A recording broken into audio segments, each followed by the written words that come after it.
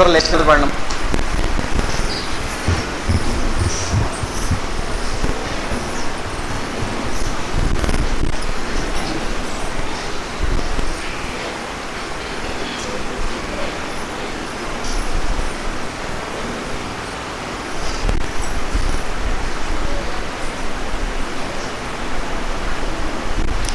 ప్రార్థన.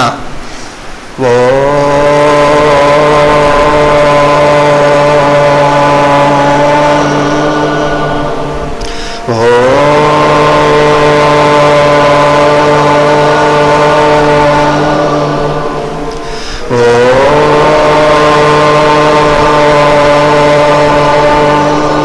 గురుర్బ్రహ్మ గురుర్విష్ణు గురుర్దేవో మహేశ్వరః గురు సాక్షాత్ పరబ్రహ్మ తస్మై శ్రీ సద్గురువే నమః.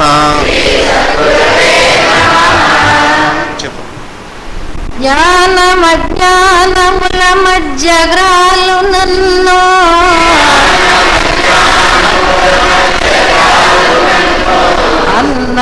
అన్నపానాలకై అంగలార్చు నన్ను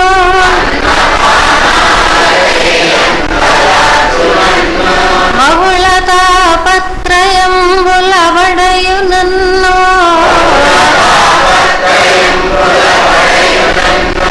దుఃఖచితి కింధనంబునే ధరలు నన్ను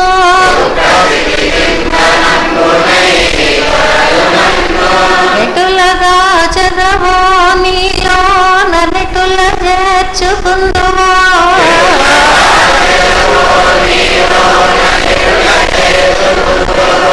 దేవా నేను నీయందే భారవాణి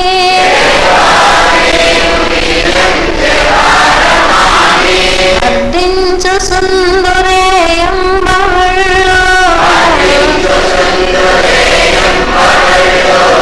నిన్ను వీక్షించు సుందునే తెందుకన్నో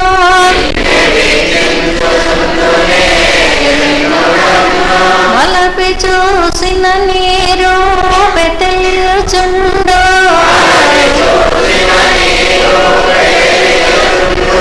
వెలసి కాంచిన నీ కాంతి వెలుగుచుండు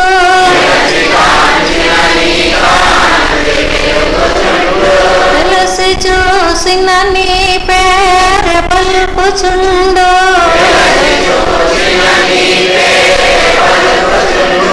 నీవే సకలంబు నీయందు నేను గలను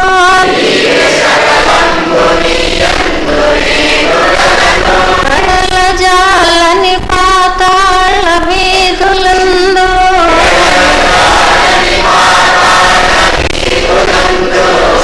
శరణేరని ఆకాశ సీమలందు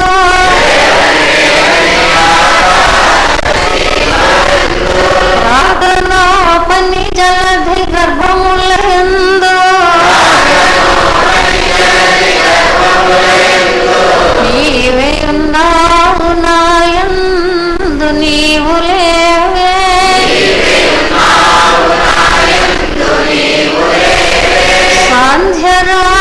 సాంధ్యరాగంబులందును సస్సులందు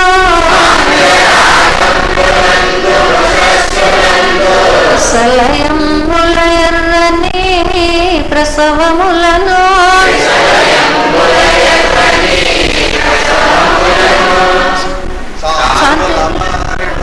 సానుల బారెడు నది శైలమందు తరచు నా గుండెలోని రక్తమును పిండి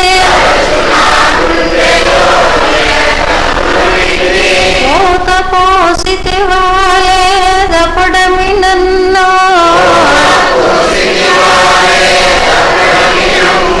పెట్టు కష్టాలు నే లెక్క పెట్టు నెడలా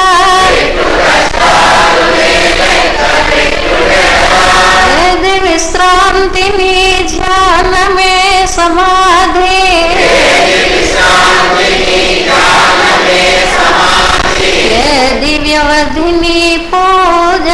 అభీష్ట సిద్ధి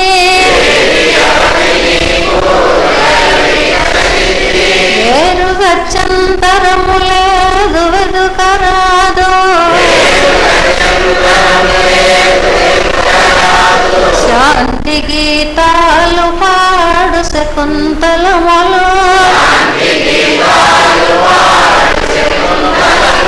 ప్రకృతి సతిరెక్కలను తలంబ్రాలు జల్లు మగములు గిలేసి నీ మహోన్నతికి మృక్కు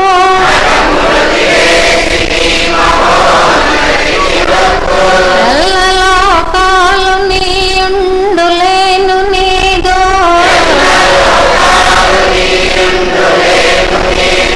పాద సేవకునైననే పనికిరానే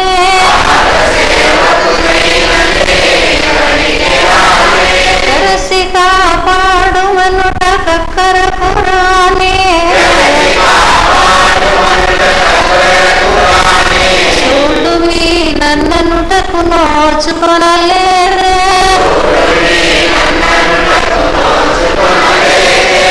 బ్రహ్మోనాలో సింపమాలస్యమేలా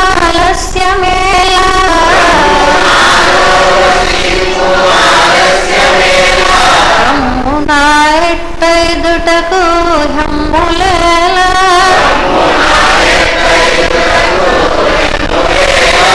రేపనున్నది లేనే లేదు లేదు తండ్రి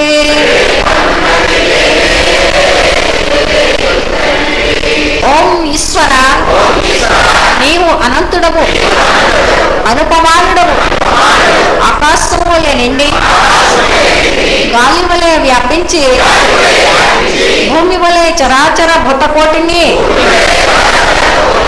మోయిచున్నాడు సూర్యుని వలె జగజ్జాలములను వెలిగించుచున్నాడు నీకంటే ఘనులు కాని పూజ్యులు కాని పవిత్రులు కాని ఎవ్వరూ లేరు ఓ స్వామి నీ మహిమ నీ శక్తి నీ వైశాల్యము నీ లోతు నీ సర్వజ్ఞత్వము తెలిసిన వారెవ్వరూ లేరు నీవు సృష్టి స్థితి లయములకు మూలమై జ్ఞాన అజ్ఞానములు కలిమిలయములు అనాదికములు బంధమోక్షములకు అతీతమైన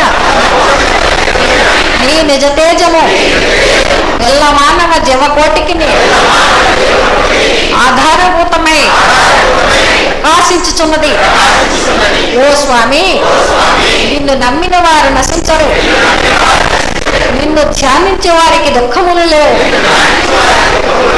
నిన్ను మనస్సులో నుంచి వారికి భయము లేదు మేము పామరులము దీనులము నీవే దిక్కని నమ్మి ఉన్న భక్తులము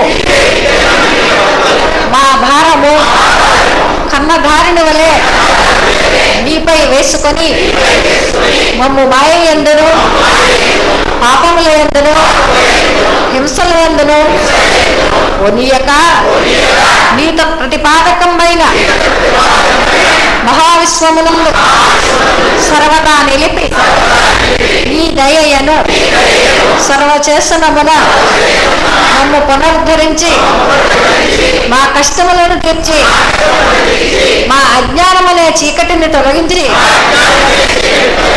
మా పొరపాట్లు మన్నించి మమ్మన్ని విధాలా కాపాడి సంరక్షించుము తండ్రి. నీవు కరుణాళుడవు, దయాళుడవు, దీన రక్షకుడవు, దేవాది దేవుడవు, సచ్చిదానంద స్వరూపుడవు, ఈశ్వరుడు. నీకు మా నమస్సులగునుగాక. నమస్తే నమస్తే నమస్తే నమః. సహస్రశీర్షం దేవం విశ్వాక్షం విశ్వసింభవం విశ్వం విషేం సద్గురుం దేవమక్షరం పరమం పరం విశ్వతా పరమానిత్యం విశ్వం విషేం సద్గురుం హరిం విశ్వమే వేదం పురుషः సద్విశ్వముపజీపతి శాశ్వతకం శివమచ్యుతం విశేష సద్గురు మహాజ్ఞేయం విశ్వాత్మానం పరాయణం విశేష సద్గురు పరంజ్యోతిరాత్మా విశేష సద్గురు పరః విశేష సద్గురు పరం బ్రహ్మతత్వం విశేష సద్గురు పరః విశేష సద్గురు పరోధ్యాతాధ్యానం విశేష సద్గురు పరః యచ్చ జగత్ సర్వం దృశ్యతే శ్రూయతే కృపా అంతర్బహిశ్చ తత్సర్వం వ్యాప్యం విశేష సద్గురు స్థితః అనంతమవ్యయం కవిగం సముద్రయంతం విశ్వసింభవం పద్మకోశ ప్రతీకాశకృదయం చ యదోముఖః అధోనిశ్చామితశాంతేనాభ్యాముపరితిష్టతి జ్వాలమాలాకులం భాతే విశ్వస్యాయతనం మహత్ సుందరగం శిలావిస్థలం మధ్యాకోశసన్నిభం తస్యాంతే సుసరగం సూక్ష్మం తస్మిన్ సర్వం ప్రతిష్ఠితం తస్య మధ్యే మహానగ్నిర్విశ్వచర్విశ్వతోముఖః శూద్రభుగ్భజంతే స్థానాహారముజరకవిః ీర్యతో ప్రమదస్సాయేరస్మైస్తస్య సంతరః సంతాపయతి స్వందేహమాపాదదలమస్తకః తస్య మధ్యే వైద్యశిఖాయోద్భావ్యవస్థితः నీలతో యదమజ్జర్యేకేన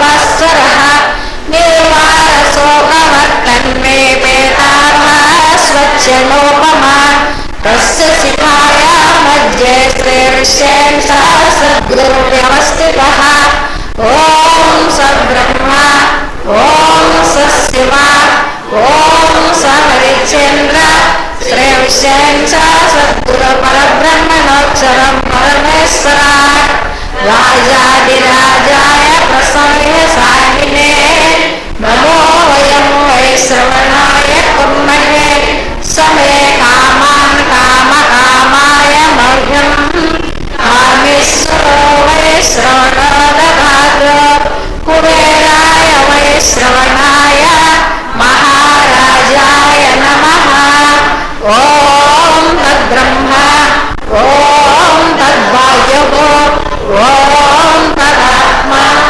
ఓం తత్సత్యం ఓం తత్సర్వం ఓం తత్పురోర్నమః అంతశ్చరతి భూతేషు గుహాయామి స్వమూర్తిషు త్వం యజ్ఞస్త్వం వశత్కారస్త్వం ఇంద్రస్త్వం రుద్రస్త్వం విష్ణుస్త్వం బ్రహ్మస్త్వం ప్రజాపతిః త్వం తదా పాపో జ్యోతిరసంవృతం బ్రహ్మభూర్భువస్సువరో ఈశానः సర్వవిద్యానాం ఈశ్వరः సర్వభూతానాం బ్రహ్మాధిపతిర్బ్రహ్మణోధిపతిర్బ్రహ్మ శివో మే అస్తు సదాశివోం తద్విష్ణో పరమం పదకం సదా పశ్యంతి సూరయः దేవ చక్షురాగతం తద్విప్రాసో విపంచమోచాగ్రవాన్ సంస్తమిష్టతే విష్ణో యత్ పరమం పదం మృతకం సత్యం పరం బ్రహ్మ పురుషం కృష్ణపింగళం ఓర్వరేతం విరూపాక్షం విశ్వరూపాయ వై నమో నమః ఓం పురుషాయ విద్మహే శ్రీ ఉమర్ ఆదిశా సద్గురు స్వరూపాయ ధీమహి తన్నో శ్రీ ఉమర్ ఆదిశా సద్గురు ప్రచోదయాత్ ఓం పురుషాయ విద్మహే శ్రీ విశేష సద్గురు స్వరూపాయ ధీమహి తన్నో శ్రీ విశేష సద్గురు ప్రచోదయాత్ ఓం పురుషాయ విద్మహే శ్రీ మొహిద్దీన్ బాదుషా సద్గురు స్వరూపాయ ధీమహి తన్నో శ్రీ మొహిద్దీన్ బాదుషా సద్గురు ప్రచోదయాత్ ఆకాశాత్ పతితం తాయం యథా గచ్చతి సాగరం సర్వదేవ నమస్కారః శ్రీ సద్గురుమూర్తి ప్రతి గచ్చతి ఓం శాంతి శాంతి శాంతి. సభ్యులంతా కూడా ఎక్కడ వారు అక్కడే కూర్చోవలసిందిగా విజ్ఞప్తి. మేము ఈ సెల్ ఫోన్స్ అన్ని కూడా స్విచ్ ఆఫ్ చేసుకోవాల్సిందిగా విజ్ఞప్తి చేస్తున్నాం. అనుభవాలు చెప్పాలనుకున్నటువంటి వారు వేదికకి ఎడభాగంలోకి వచ్చి కూర్చోవలసిందిగా విజ్ఞప్తి.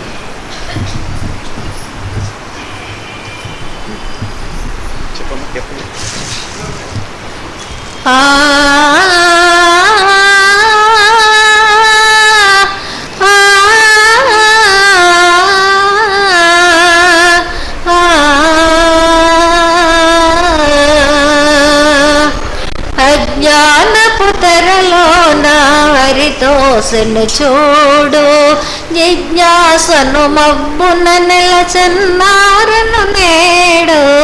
అజ్ఞానపు తెరలోన హరితోసను చూడు, గాని సగా సగమా గరిసా పాగమ పాగమ పామగారిసా.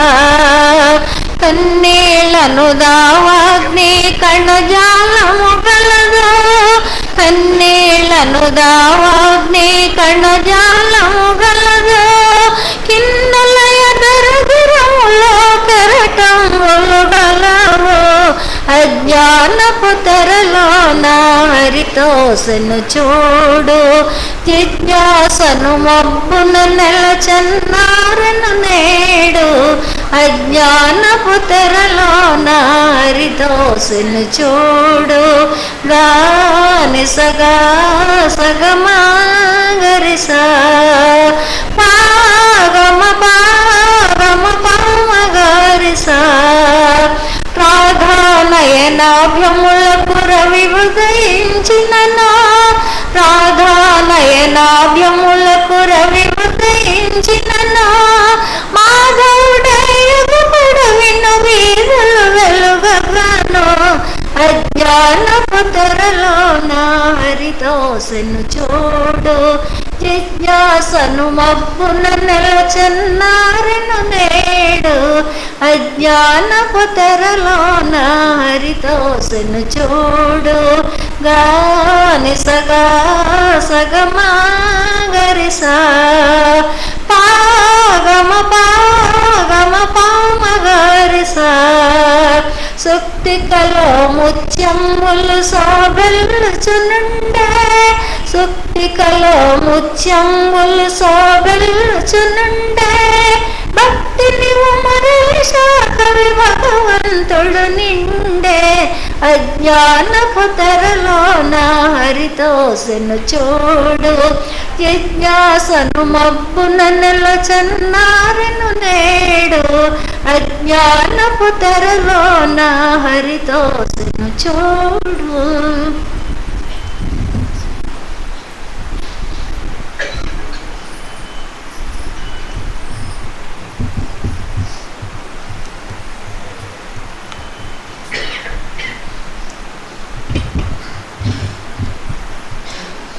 శ్రీ శ్రీ విశ్వ విజ్ఞాన విద్య ఆధ్యాత్మిక చక్రవర్తులకు సాష్టాంగ నమస్కారములు.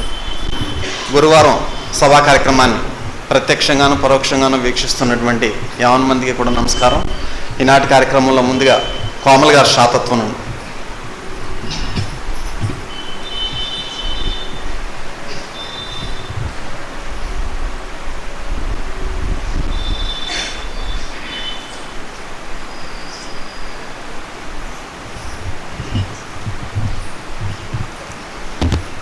శ్రీ శ్రీ శ్రీ విశ్వ విజ్ఞాన విద్య ఆధ్యాత్మిక పీఠాచార్యుల వారికి సాష్టాంగ నమస్కారములు. సభా సభ్యులందరికీ నా హృదయపూర్వక నమస్కారములు. ఈరోజు శాతత్వంలో అందము అనే విషయం గురించి స్వామి మనకి ఏం చదివిచ్చారో తెలుసుకుందామండి. ఈ అందం అనేటువంటిది అభౌతికమైనటి మహాశక్తి అని స్వామి చెప్తున్నారు. ఈశ్వర రసస్వరూపమైనటువంటి మహాశక్తి అని స్వామి మనకి సెలవిస్తున్నారు. స్వామి ఇంకా మనకి ఏం చెప్తున్నారంటే, ఈ సృష్టిలో ఉన్నటువంటి సమస్త జీవరాశి అంటే స్థావర జంగరాత్మకమైనటువంటి ప్రతి జీవిలోనూ మనకు అందం అనేది కనపడుతుందటండి. అంతేకాకుండా ఈ సృష్టికి ఆకరమైనటువంటి పంచభూతాల్లోనూ కూడా మనకి ఈ ఈ రసస్వరూపమైనటువంటి అందం మనకు కనబడుతుందని చెప్తున్నారు. దానికి ఉదాహరణగా స్వామి ఏం చెప్తున్నారంటే, ఈ పంచభూతాలు మనం పరికించి చూసినట్లయితే, ముందుగా మనం ఆకాశం గురించి చూసినట్లయితే, ఉదయం సూర్యోదయం మొదలుకొని సాయంకాలం సూర్యాస్తమయం వరకు మనము ఆకాశాన్ని పరికించి చూసినట్లయితే, సూర్యోదయ సమయంలో కానీ ఆ సూర్యోదయ సమయంలో ఆ ప్రభాత కిరణాలు ప్రసరించినప్పుడు, అదేవిధంగా మిట్ట మధ్యాహ్న సమయంలో ఈ భానుడు ప్రచండంగా విజృంభిస్తున్నప్పుడు, అదేవిధంగా సూర్యాస్తమయమైనటువంటి సమయంలోనూ ఆకాశం రకరకాల రంగులుగా మారుతూ దాని యొక్క కిరణాలు ఈ సృష్టిలో ఉన్నటువంటి ప్రతి జీవరాశి మీద పడి ఎంతో అందంగా మనకి కనిపించడం అనేటువంటిది జరుగుతుంది. అదేవిధంగా మనము ఇంకొక పంచభూతమైనటువంటి అగ్నిని తీసుకున్నట్లయితే, అగ్ని మనకి ఎంత భయంగా అనిపించినా అది ప్రజ్వలిస్తున్నప్పుడు, దేదీప్యమానంగా ప్రజ్వలిస్తున్నప్పుడు రకరకాల రూపాలుగా మారి అగ్నిలో కూడా మనం ఎంతో అందాన్ని మనం చూడటం అనేటువంటి జరుగుతుంది. అదేవిధంగా మనము నీరు తీసుకున్నట్లయితే, ఈ నీరు అనేటటువంటిది వాన చినుకుగా వచ్చి సెలయేరుగా మారి, నదులుగా మారి, వాగులుగా మారి సముద్రంలో కలిసినప్పుడు, జలపాతాలు చూసినప్పుడు, ఈ నీరు ప్రవహిస్తున్నప్పుడు రకరకాల రంగుల రూపంలో మనకు కడివి ఆ నీరు యొక్క ప్రతి మలుపు, ప్రతి మెలుక, దాని యొక్క జాలువారే విధానము ఏది మనం పరికించి చూసినా, మనం కూడా చూడండి, ఎక్కడికైనా ఒక వాటర్ ఫాల్కి వెళ్ళినా ఎక్కడికైనా ఎంతో తన్మయత్వాన్ని పొందుతాం. ఒక సముద్ర తీరానికి వెళ్ళినప్పుడు కూడా తన్మయత్వాన్ని పొందాం. అంటే అక్కడ ఆ నీటి యొక్క అందాన్ని మనము అనుభవించడం అనేటువంటిది జరుగుతుంది. అదేవిధంగా భూమి తీసుకున్నట్లయితే, ఈ భూమిలో ఉన్నటువంటి పచ్చగడ్డి మొదలుకొని సమస్త జీవరాశి, సమస్త ప్రాణులు కూడా ఎంతో అందంతో కూడుకొని ఉండడం అనేటువంటి జరుగుతుంది. అదేవిధంగా చెట్లు, లతలు, పువ్వులు, వృక్షాలు, సమస్తం ఉన్నటువంటి ప్రతి అణువు ఈ భూమి ఎంతో అందంగా మనకి కనపడుతూ ఉంటుంది. అదేవిధంగా మానవునికి చైతన్యానికి ప్రతిరూపాలైనటువంటి కుగ్రామాలు, పట్టణాలు, పురాలు, రాజధానులు, ఇవన్నీ మనం పరిశీలించి చూసినట్లయితే వేటి అందం వాటికే మనకి కనిపించడం అనేటువంటిది జరుగుతుంది. అయితే ఈ సృష్టిలోని ప్రతి అణువు, సమస్త జీవరాశి, సావర జంగమాత్మకమైనటువంటి ప్రతి జీవరాశిలోనూ ఉన్నటువంటి ఈ సమస్త అందం అంతా కూడా మానవునిలో కూడా కనిపిస్తుందటండి, అతనిలో నిక్షిప్తమే ఉందటండి. అయితే మానవుని అందచందాల గురించి మనం పరిశీలించి విశ్లేషణ చేసి చూసుకున్నప్పుడు ఇది రెండు రకాలుగా మనకు కనిపిస్తోంది. స్త్రీ స్వరూపమైన అందము, పురుష స్వరూపమైనటువంటి అందం. స్త్రీ స్వరూపమైన అందం గురించి మనం మాట్లాడుకున్నప్పుడు కవులు, చిత్రకారులు రకరకాలుగా స్త్రీని వర్ణించడం జరిగింది. మనకు తెలుసు కదా, కలువరేకులు వంటి కన్నులు అంటారు, దొండపండు లాంటి పెదవులు, తామరతూడు లాంటి చెవులు, అరటి బోధనలు పన్నెండు కోలికలు, ఇలా రకరకాలుగా మన స్త్రీని రకరకాలుగా తుమ్మెదల లాంటి జుట్టు, ఇలా రకరకాలుగా స్త్రీని మనం వర్ణించడం అనేటువంటిది జరుగుతుంది. అయితే ఈ కవులు వర్ణించిన విధంగా స్త్రీ యొక్క రూపాన్ని మనం చిత్రించి చూసినట్లయితే మనకు అస్సలు అందంగా కనిపించదు. స్త్రీ బదులు కవులు చిత్రీకరించిన చిత్రకారులు ఈ కవులు మనకు వర్ణించినటువంటి విధంగా స్త్రీ రూపాన్ని చిత్రించి చూసినప్పుడు మనకు ఎటువంటి అందము కనపడదు. కానీ స్వామి ఏం చెప్తున్నారంటే, సృష్టిలో స్త్రీ స్వరూపము చాలా అందమైనది అని చెప్తున్నారు. అయితే స్త్రీ అవయవాల మాటన దాగి భిన్న భిన్న పురుషులు, భిన్న భిన్న స్వభావాలు కలిగినటువంటి పురుషులు భిన్న భిన్న స్త్రీలను ఆకర్షింపబడడం జరుగుతుందట, వారి కంటికి అందంగా కనిపించడం జరుగుతుందట. అంతేగాని కవులు వర్ణించినట్లుగా దెబ్బపండు ఛాయ, మేలి ఛాయ, ఇలాంటి శరీర ఛాయ లేకపోతే ఇంకొక విషయం అనేటువంటిది అందానికి ప్రతీకగా లేదు. ఇది భిన్న భిన్న స్వభావాలు కలిగినటువంటి పురుషులు భిన్న భిన్న స్త్రీల రూపాలకు ఆకర్షితులు అవుతారని చెప్తున్నారు. దానికి ఉదాహరణగా స్వామి ఏం చెప్తున్నారంటే, నల్లని ద్రౌపదినటండి లోకజాలం అంతా మోహించిందటండి. అంటే అక్కడ దెబ్బపండు మేలి ఛాయ అని మనం అనుకోలేము కదా. అదేవిధంగా స్వామి ఏం చెప్తున్నారంటే, ఈ స్త్రీ పట్ల ఆకర్షితులైనప్పుడు ఈ అందం పరంగా పురుషుడు ఆకర్షింపబడి అది ప్రేమగా మారి, విరహంగా మారి స్త్రీకి పురుషుడు పాదాక్రాంతుడవడం అనేటువంటిది జరుగుతోంది. అయితే పురుష స్వరూపం గురించి మనం మాట్లాడుకున్నప్పుడు స్వామి ఏం చెప్తున్నారంటే, పురుషుల్లో అందము గురించి వర్ణించాలంటే మనకేమీ కనిపించదు అంటున్నారు. ఈ అందము గురించి వర్ణించాలంటే పురుష స్వరూపం అందమైనది కాదు అని అంటున్నారు. కానీ లోకంలో అసాధ్యాలన్నీ సాధ్యాలుగా ఏ విధంగా మారుతుంటాయో అసాధ్యాలు. అదేవిధంగా ఒక్కొక్క పరిస్థితిలో పురుష రూపంలో కూడా అతి ముఖ్యమైన అందం, ఆ అభివృద్ధికమైనటువంటి అందం మనకి కనపడుతుందట. ఆ అందం సృష్టికి మూల కారణం అవుతుంటుందట. అయితే ఇన్ని రకాల అందాల గురించి మనం చెప్పుకున్నాం. పంచభూతాల అందము, సృష్టిలో సమస్త జీవరాశి అందంతో కూడి ఉంది. స్థావర జంగమాత్మకమైనటువంటి ప్రతి జీవిలోనూ అందం ఉంది. పురుషుల్లో అందం ఉంది, స్త్రీలో అందం ఉంది. అయితే ఇదంతా నిజమైన అందమా? నిజమైన అందమని మనం దేన్ని గ్రహించాలి? వాస్తవ రూపమైనటువంటి అందమని దేన్ని మనం పరిగణించాలి? మనం శరీరాకృతిని బట్టి, దేహంలో ఉన్నట్టు మేని ఛాయను బట్టి స్త్రీ అనో పురుషుడనో మనం అందంగా మనం తీసుకోవచ్చున. దానికి స్వామి ఏం చెప్తున్నారంటే, ఏ వ్యక్తిత్వం అయితే స్త్రీ అయినా కానీ పురుషుడైనా కానీ తన మాటలలో, తన చేతలలో, తన పవిత్రమైనటువంటి తన కార్యకలాపాలలో, తన చూపులలో పవిత్రతను పాటిస్తూ ఎవరైతే ఓర్పుతో సహనంతో ఉండి చిరునవ్వుతో గంభీర స్వరూపాన్ని కలిగి ఉంటారో, అది ఎన్ని చెప్పారో చూడండి స్వామి.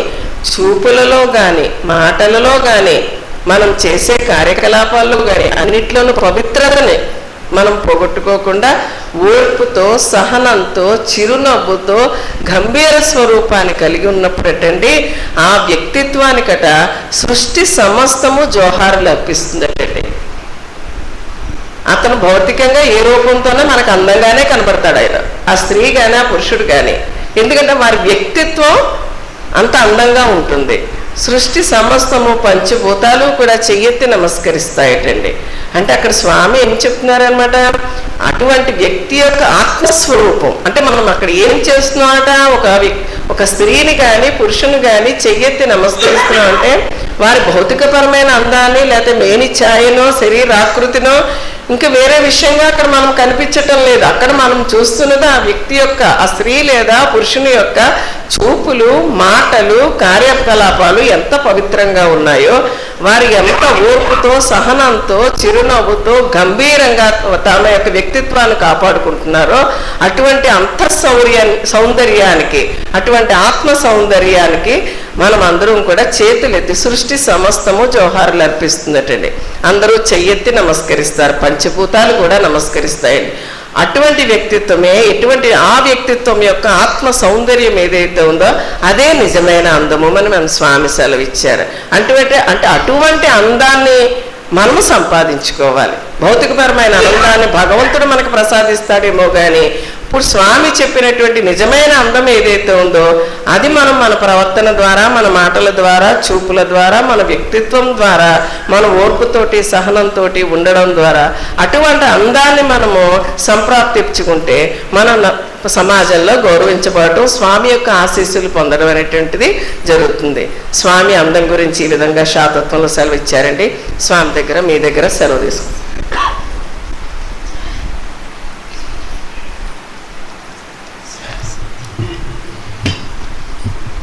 నిజమైనటువంటి అందం ఏమిటి? ఈ పంచభూతాలు నిప్పు, నీరు, గాలి, భూమి, ఆకాశంలో అందం ఏ విధంగా ఉంది? ఆ పంచభూతమయుడైనటువంటి మానవుడిలో స్త్రీ అయినా సరే పురుషుడైనా సరే ఆ అందం ఏ విధంగా ఉండాలి అనేది శాతత్వంలో అవతారి శ్రీ హుస్సేన్ సద్గురువర్యులు చాలా చక్కగా వివరించడం జరిగింది. అందుచేత మన యొక్క చేతల ద్వారా, మాటల ద్వారా, మన యొక్క నడవడిక ద్వారా ఓర్పు సహనంతో చిరునవ్వుతో ఎవరైతే ఉండగలుగుతారో, సమాజంలో నడుచుకోగలుగుతారో వారే యథార్థమైనటువంటి అందం కలిగినటువంటి వారు. ఈ పంచభూతాలు కూడా వారికి జోహార్ చేస్తుంది అని చెప్పి చెప్పడం జరిగింది. చక్కగా చెప్పినటువంటి కోమల గారికి సభ తరపున అభినందనలు. ఇప్పుడు సంగీత విభారి కార్యక్రమాన్ని చాలా చక్కగా నడిపిస్తున్నటువంటి మన మాస్టర్ ఏడు సుబ్రహ్మణ్యం మాస్టర్ యొక్క నాయకత్వంలో ఉమా స్వాతి ఏం ఇయ్యగలను అనే కీర్తన ఆలపిస్తుంది.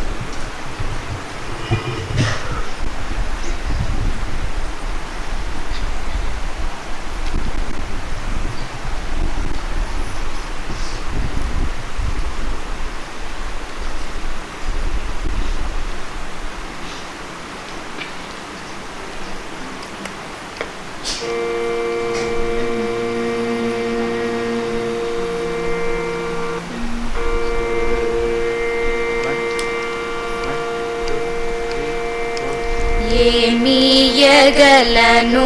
స్వామికి, నేను ఏమీయగలను స్వామికి, ఏమీయగలను స్వామికి, నేను ఏమీయగలను స్వామికి. ఈ మహిలో సర్వ భౌముడవు నీవు, ఈ మహిలో సర్వ భౌముడవు నీవు, ఈ మహిలో వట్టి నిరుపేదను నేను, ఏమీయగలను స్వామికి.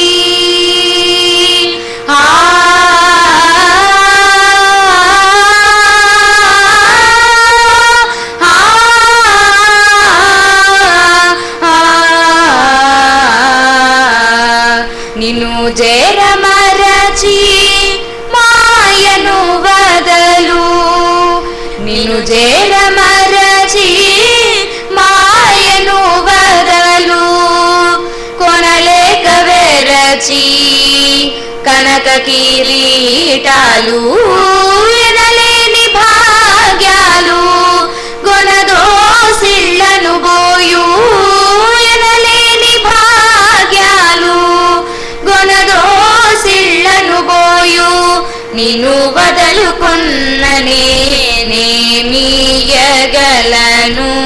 స్వామికి.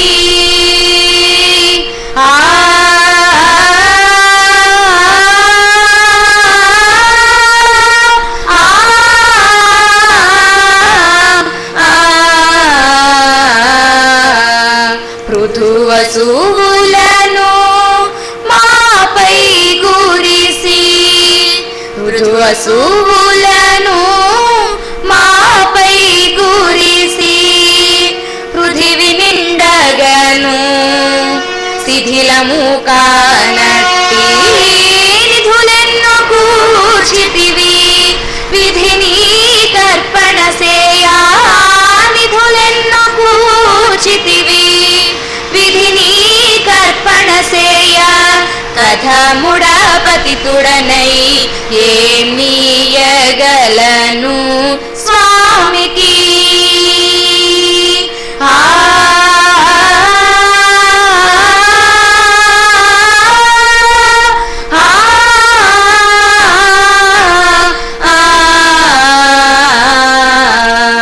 జగములు నీవే సచరాచర, జగములు నీవే సచరాచర, మగువ సుధ నీవే అగపడని స్వర్గాలు, దిగి ఉన్న లోకాలు, గగన వీధులు నీవే దిగి ఉన్న లోకాలు, గగన వీధులు నీవే, తెగినిది కానిది ఏమీయగలను స్వామికి.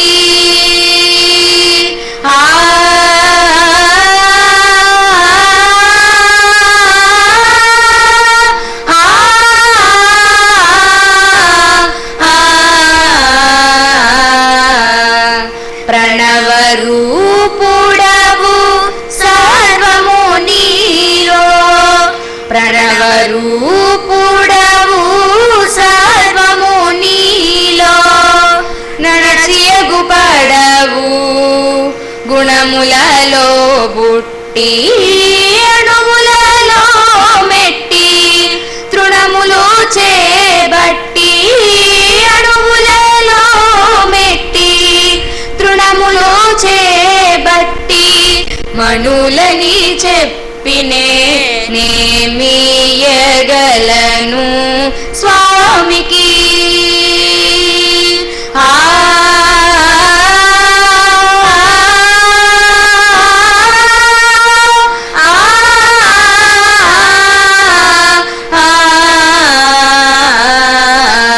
ప్రతిదిన దినము ఈ దుఃఖము బాధించునేదను,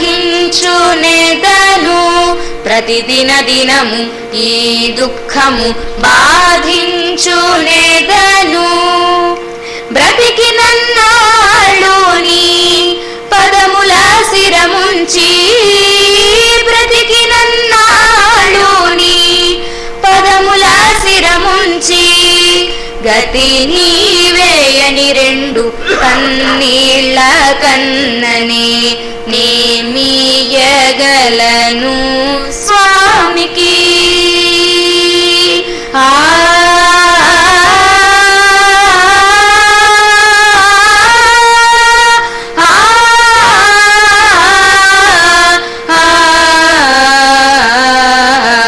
నిన్ను జూచు కొరకు కన్నులు కాయలను గాచెనాకు మనసుపై తెరదీసి గనిన ఉమరాలి షాను గనిన తీరున గను ఖైలలి గురుదేవా ఖైలలి గురుదేవా ఏమియగలను స్వామికి నేను ఏమియగలను స్వామికి ఏమియగలను సాస నిర నిర పమర పమగరి సరి ఏమియగలను సరిగమ పదని సా నిర పమగరి ఏమియగలను సారి స నిర పమ పద పమగరి సరి ఏమియగలను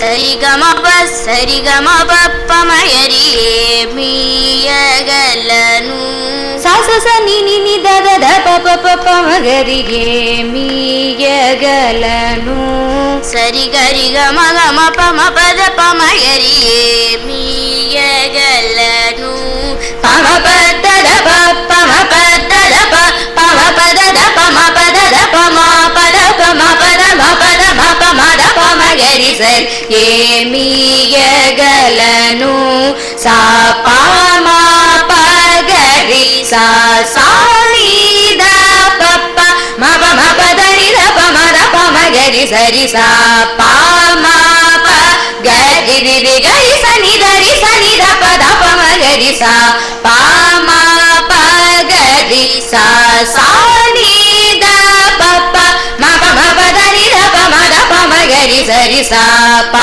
మ ప గ రి రి రి గ రి స ని ద ప ద ప మ గ రి సా ప మ ప గ రి సా సా ని ద ప ప మ ప మ ప ద ని ద ప మ ద ప మ గ రి సరి సా ప మ ప గ రి రి రి గ రి స ని ద ప ద ప మ గ రి ఏమియగలను స్వామికి నేను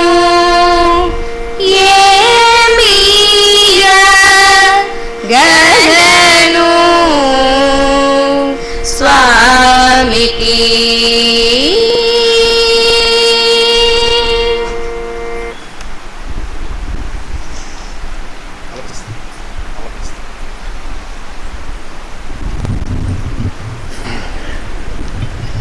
ఉమా స్వాతి మాస్టర్ ఉమా స్వాతి పాడినటువంటి కీర్తన ఏమియ్యగలను నేను స్వామికి. మనం స్వామికి ఏమియ్యగలవండి? అన్నీ తానే, జగములు నీవే, సచరాచరముగు వసుధ నీవే. మొత్తం ఈ ప్రపంచం అంతటా, సృష్టి అంతటా అన్నీ ఆయనే నిండున్నారట. అందులో ఉన్నటువంటి ఒక 100 రూపాయలు తీసి చెవిలో పెడితే మనం స్వామికి ఏమైనా ఇచ్చినట్ట? అందుచేత అన్నీ ఆయనే, అందుచేత ఆయనకే సమర్పిస్తున్నాం. అందుచేత ఏమియ్యగలను నేను అనేటువంటి కీర్తన చాలా చక్కగా ఆలపించారు ఉమాస్వాతి. ఆ అమ్మాయిలిద్దరికీ కూడా అభినందనలు. ఇప్పుడు చిన్నారి బిరదా ఉమాగాయత్రి, డాక్టర్ ఆఫ్ ఆదిబాబు సామర్లకోట.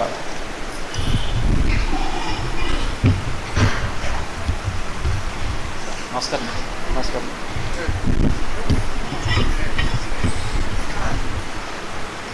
गुरुर्ब्रह्मा गुरुर्विष्णु गुरुदेवो महेश्वरः गुरुसाक्षात् परब्रह्म तस्मै श्री सद्गुरवे नमः. ध्यानमूलं गुरुर्मूर्ति पूजामूलं गुरुपदं मन्त्रमूलं गुरुवाक्यं मुख्यमूलं శ్రీ శ్రీ డాక్టర్ మల్కా సెగ్వాళ్లకు నా నమస్కారములు. ఆధ్యాత్మిక గురువు బ్రహ్మ, గురువు విష్ణువు, గురువు మహేశ్వరుడు, గురు సాక్షాత్తు పరబ్రహ్మ స్వరూపము అతి గురుదేవులకు నా నమస్కారములు. శ్రీ విశ్వ విజ్ఞాన విద్యాధ్యాత్మిక పీఠము మతాతీత మానవత దేవాలయము. సద్గురువు అన్నప్పుడు తను ఏ బాటలైతే నడిచాడో తన శిష్యుడు కూడా ఆ బాటలో నడిచినట్లయితే సద్గురు విలువ తెలియబడుతుంది. తామరాకు మీద నీటి బొట్టి లాంటి ఈ భౌతిక దేహం ఏ విషయంలో జారిపోతుందో ఎవరు చెప్పలేరు. మానవ జన్మ పొందుడు చేత ముత్తన పొంది ఈ ధరించే అవకాశం ఈ మాజమ్మకు ప్రసాదింపబడింది. మానవ జన్మ పొందుడు చేత ముత్తన పొంది ఈ ధరించే అవకాశం ఈ మాజమ్మకు ప్రసాదింపబడింది. మనసుకు తృప్తి, ఆత్మకు ముక్తి, శరీరానికి ముక్తి, ఈ మూడు ధ్యాన సంపదకి ఈ పీఠం యొక్క తత్వ సంపదను కలుగు చేస్తుంది. అంధకారం నుండి మనసుని బయటకు తీసుకురావాలంటే మన జ్ఞాన జ్యోతి మనసులో వెలిగించాలి. ఆ జ్యోతి వెలిగిస్తే అజ్ఞానం అనే అంధకారం తొలగిపోతుంది. అప్పుడు ఆ జ్ఞాన జ్యోతి ప్రకాశిస్తుంది. గురువే మంత్రము, మంత్రమే గురువు. ఈ అవకాశం ఇచ్చిన శత్రువులకు నా నమస్కారం. సభకు వచ్చిన పెద్దలందరికీ నా నమస్కారం. Very good, very good. నమస్కారం పెట్టి వారి తల్లిదండ్రులు మరి అంత చక్కగా ఆ అమ్మాయిని తయారు చేసినటువంటి తల్లిదండ్రులను అభినందించాలని మనం. ఎంచేదంటే అంత చిన్నపిల్ల పీఠం యొక్క తత్వాన్ని అంతటినీ కూడా రంగరించి చెప్పింది. మరి ఆ అమ్మాయిలాగా మిగతా పిల్లలను కూడా తల్లిదండ్రులు తయారు చేసి మన యొక్క ఆధ్యాత్మిక జ్ఞానాన్ని పెంపొందింప చేసుకోవాల్సిందిగా మనవి. నగురోరధికం నగురోరధికం నగురోరధికం నగురోరధికం నగురోరధికం. Very good, very good, very good.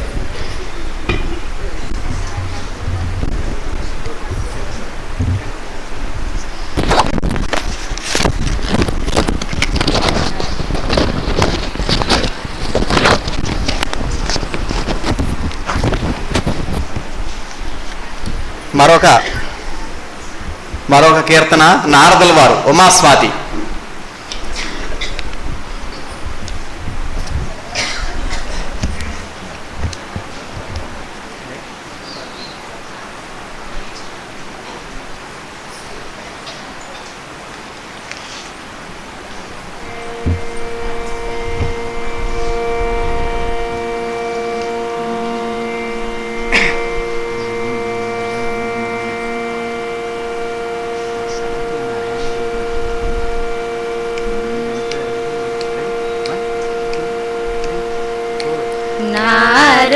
నారదులవారు చూడగవసిరి సరి జోడులతో యోగులతో. నారదులవారు చూడగవసిరి సరి జోడులతో యోగులతో. తిరిగి తిరిగి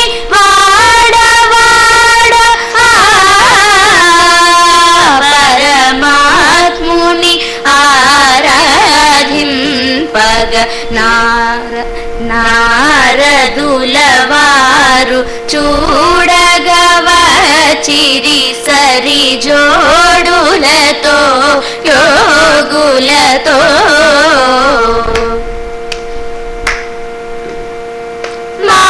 మాయాతత్వం పెరిగిన వారలు హేయోపాధులు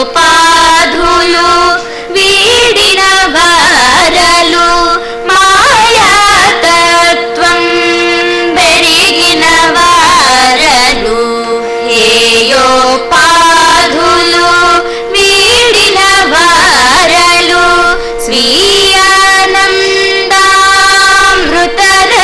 సిద్ధులు స్వీయానందామృతరస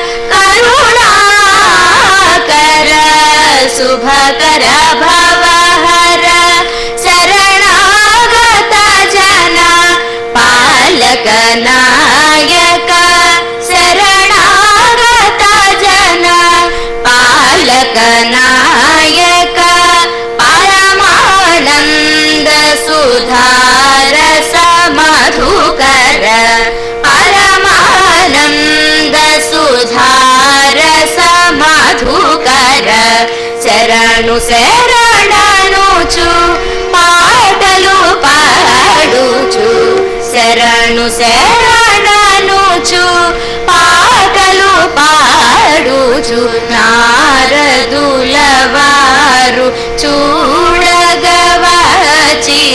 సరి జోడులతో యోగులతో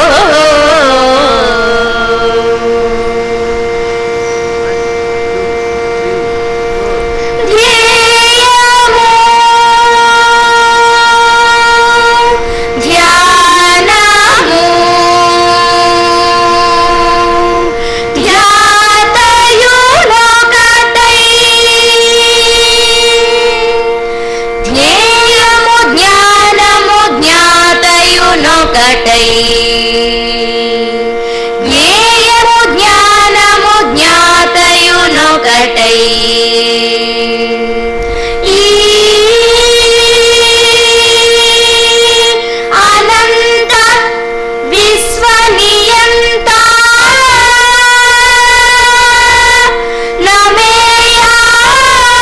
నమేయాఖండ పూర్ణ భాసుని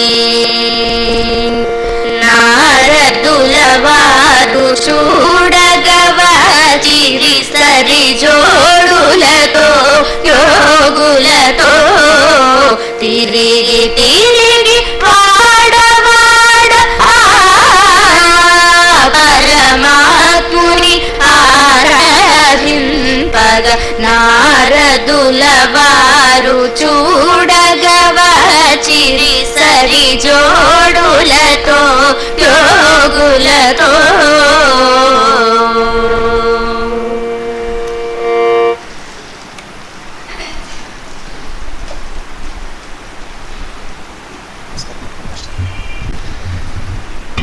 సంగీత విద్వాంసులు శ్రీ ఏడుది సుబ్రహ్మణ్యం గారి నాయకత్వంలో నారదుల వారు అనే కీర్తన ఆలపించినటువంటి ఉమా స్వాతి ఇద్దరికి కూడా అభినందనలు, మాస్టర్కి కృతజ్ఞతలు.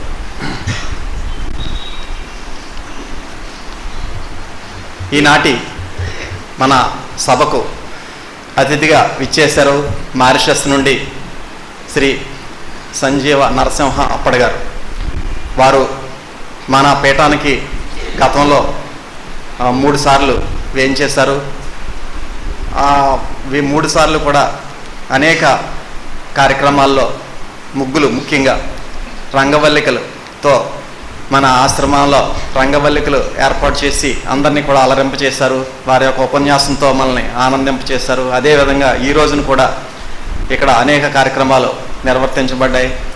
ఈ రోజును కూడా వారి యొక్క సందేశాన్ని ఇచ్చి మా యొక్క సభ్యులందరినీ కూడా ఆనందింప చేయవలసిందిగా విజ్ఞప్తి. శ్రీ నరసింహ అప్పడి గారు. వారు మాట్లాడినంత తెలుగులో మనమే ఖచ్చితంగా మాట్లాడలేమండి. కొన్ని ఆంగ్ల పదాలు మనకి దొరుకుతుంటాయి. ఎటువంటి ఆంగ్ల పదం దొరకకుండా అంత చాలా చక్కగా మాట్లాడగలరు. వారు మారిషస్లో ఉంటున్నప్పటికీ కూడా తెలుగుని అంత చక్కగా ప్రేమిస్తున్నారు. శ్రీ నరసింహ అప్పడి గారిని సభను ఉద్దేశించి ప్రసంగించాల్సిందిగా విజ్ఞప్తి.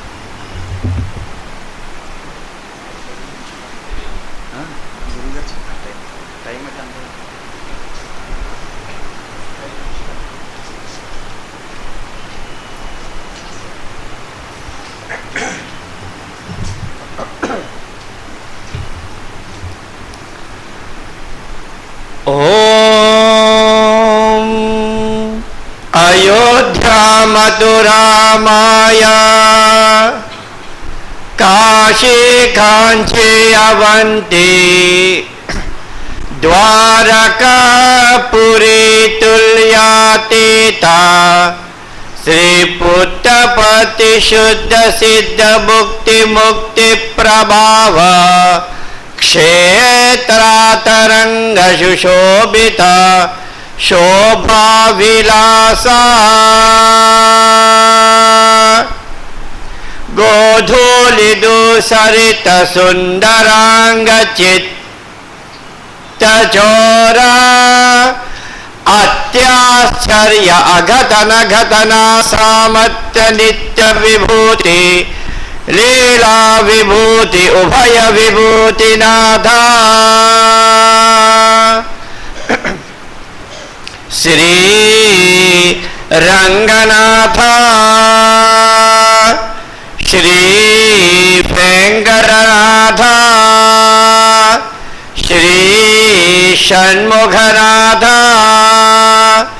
శ్రీ స్వామినాథ శ్రీ సాయినాథ దేవాదిదేవదేవా జయ విజయీ భవ జయ విజయీ భవ జయ విజయీ భవ ఓం శీక్షవ్యాఖ్యస్య మహా వర్ణస్వరః మాత్రాబలం శ్యామసంతానః ఇత్యుక్తశీక్షధ్యాయః. ఓం సభయే నమః. పరమ పూజ శ్రీ శ్రీ శ్రీ ఉమార్ ఆదిషా గారికి, పూర్వ పీఠాధిపతులందరికీ, ఇక్కడికి విచ్చేసిన భక్తులందరికీ, మున్ముందుగా మా తెలుగు తల్లికి మల్లె పూడండ, మా కన్న తల్లికి మంగళహారతులు, ఎందరో మహానుభావులు అందరికీ మా వందనములు. ముఖ్యంగా నేను భారతీయుని కాను. నేను మీలాగా ఇటువంటి ఆంధ్ర పుణ్యభూమిలో అంత పుణ్యం నేను చేయలేదు. మీరు ఎంతో పుణ్యం చేశారు, ఇటువంటి పవిత్రమైన భూమిలో పుట్టారు.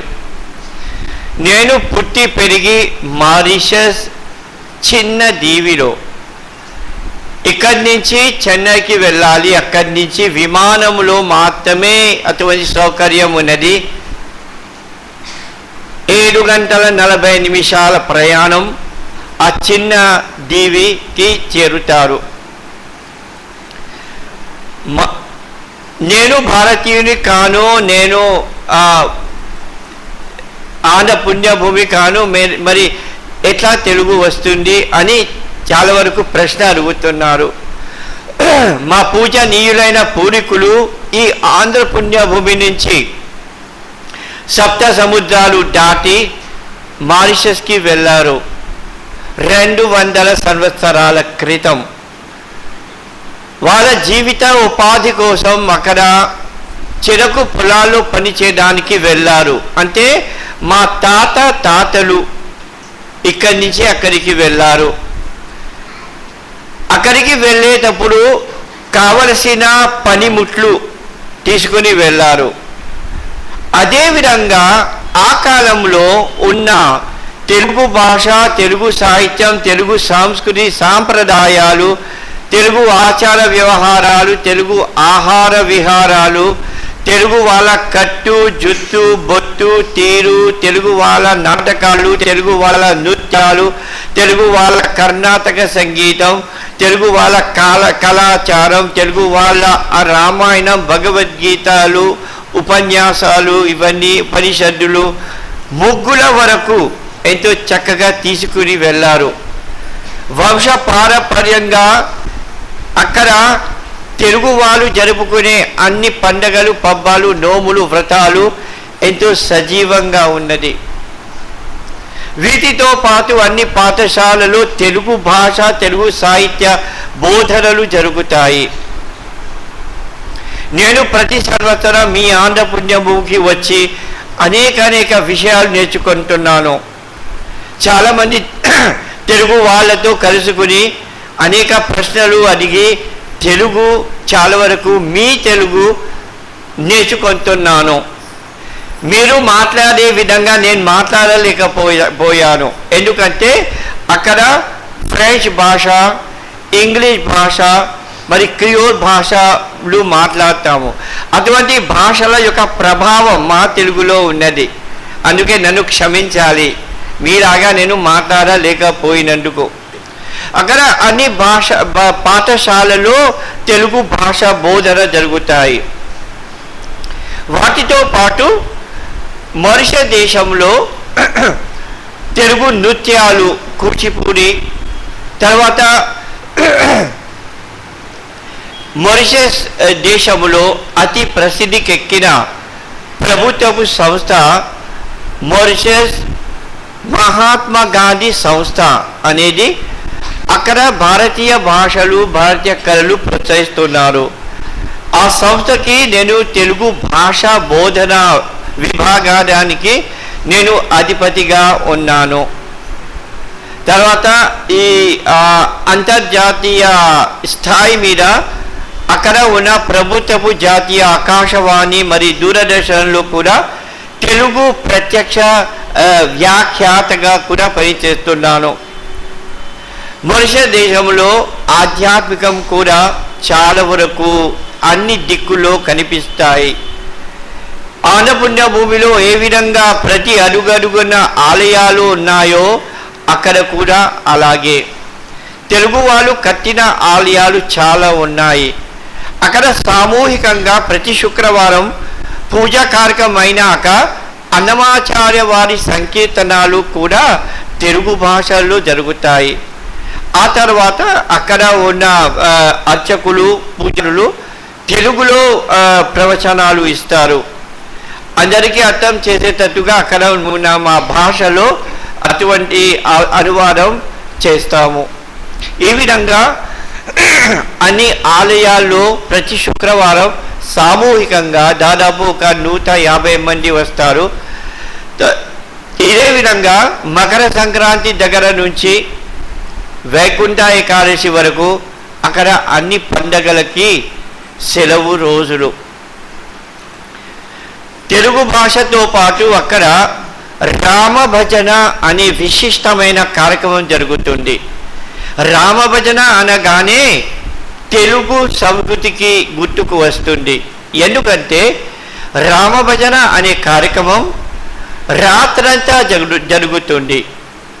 శనివారం సాయంత్రపు అటువంటి సంధ్య సమయం దగ్గర నుంచి మర్నాడు ఆదివారం సుప్రభాత సేవ వరకు పెద్ద దీపాల సెమ్మె వెలిగించి అక్కడ భక్తులు ఎంతో ఆనందోత్సాహాలతో భక్తి ప్రపత్తులతో భద్రాచల రామదాసు తెలుగు కీర్తనాలు 12 గంటల సేపు పాడతాలు, నృత్యం కూడా చేస్తారు.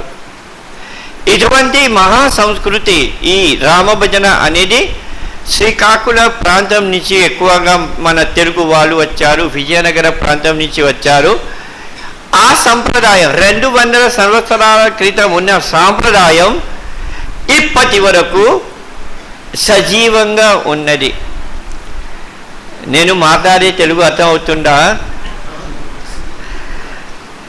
ఒకసారి పూర్వ భారత పుణ్యభూమి యొక్క ప్రధానమంత్రి శ్రీ స్వర్గీయ పివి నరసింహారావు గారు, ఆయన విజయనగర ప్రాంతం చెందినవారు, అక్కడే పుట్టారు.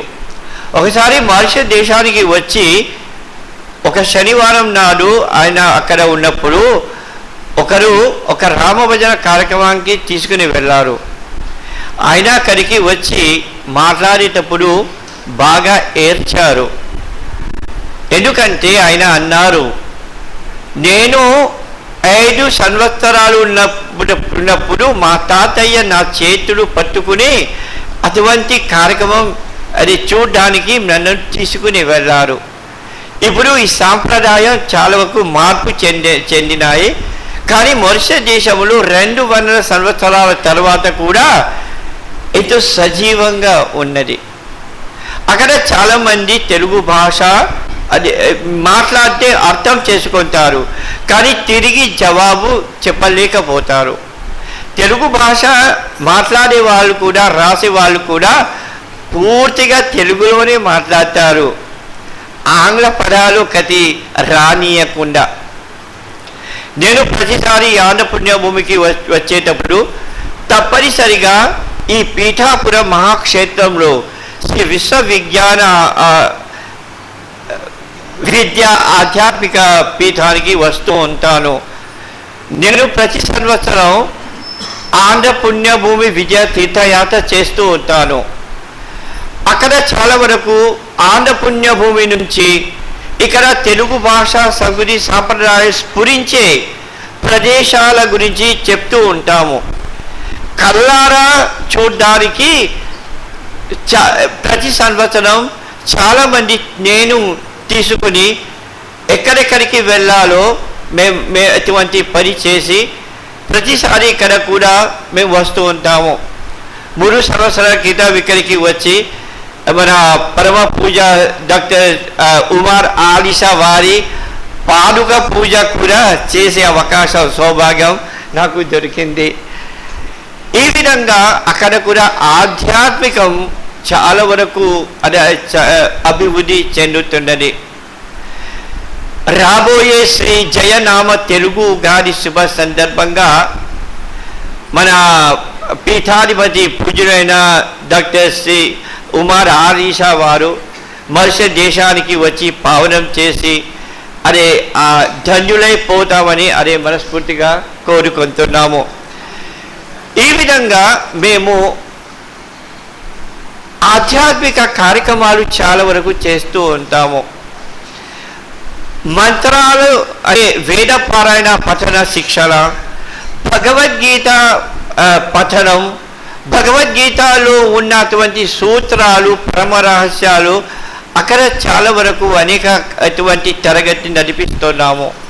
వీటితో పాటు యోగ సాధన తరగతులు కూడా చేస్తున్నాము. ఇక్కడికి వచ్చి ప్రతిరోజు రాత్రింపగలు తెలుగులోనే మాట్లాడి, తెలుగులోనే విని, తెలుగులోనే తిని, తెలుగులోనే సంవాదం చేసి, తెలుగులోనే పోట్లాడి మాకు చాలా ఆనందం కలుగుతుంది. తెలుగు అంటే మా పంచ ప్రాణాల కన్నా అతి శ్రేష్టమైనదని భావిస్తున్నాము. చాలా వరకు మేము కార్యక్రమాలు చేస్తూ ఉండగా భోజనం చేయడానికి మరచిపోతాము. అప్పుడు ఆతిథ్యం ఇచ్చేవారు అంటారు, మరి భోజనం చేయరా?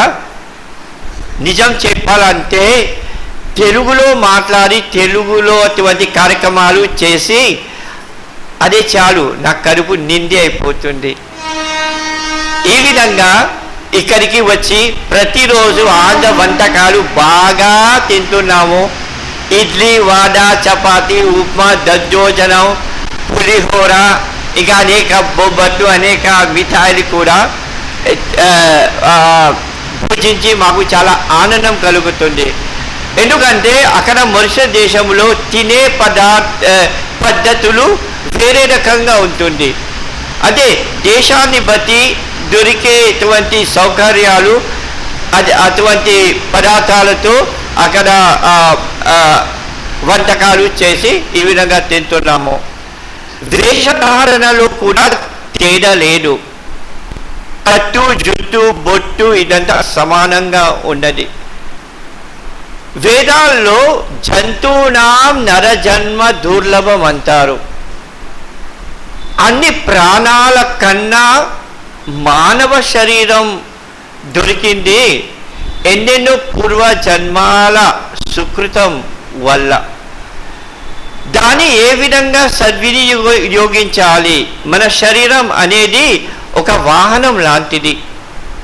ఆ వాహనాన్ని చక్కగా చూడాలి, లోపం లేకుండా.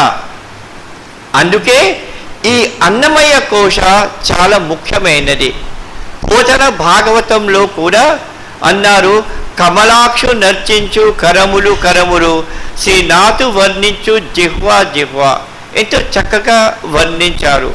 అక్కడ మరుస దేశంలో ఇటువంటి తెలుగు పద్యాల్లో ఉన్న సూక్తి చాలా వరకు నేర్చుకున్నారు. వేమన పద్యాలు, సుమతి శతకాలు, అక్కడ పోటీలు కూడా తెలుగు భాషల్లో జరుగుతుంది.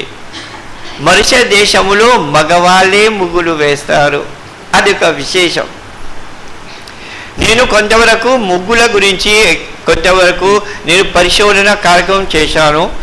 ఈరోజు ఇటువంటి ముగ్గు వేయటంలో తక్కువ నిమిషములో ఒక ముగ్గు తయారు చేయవచ్చు.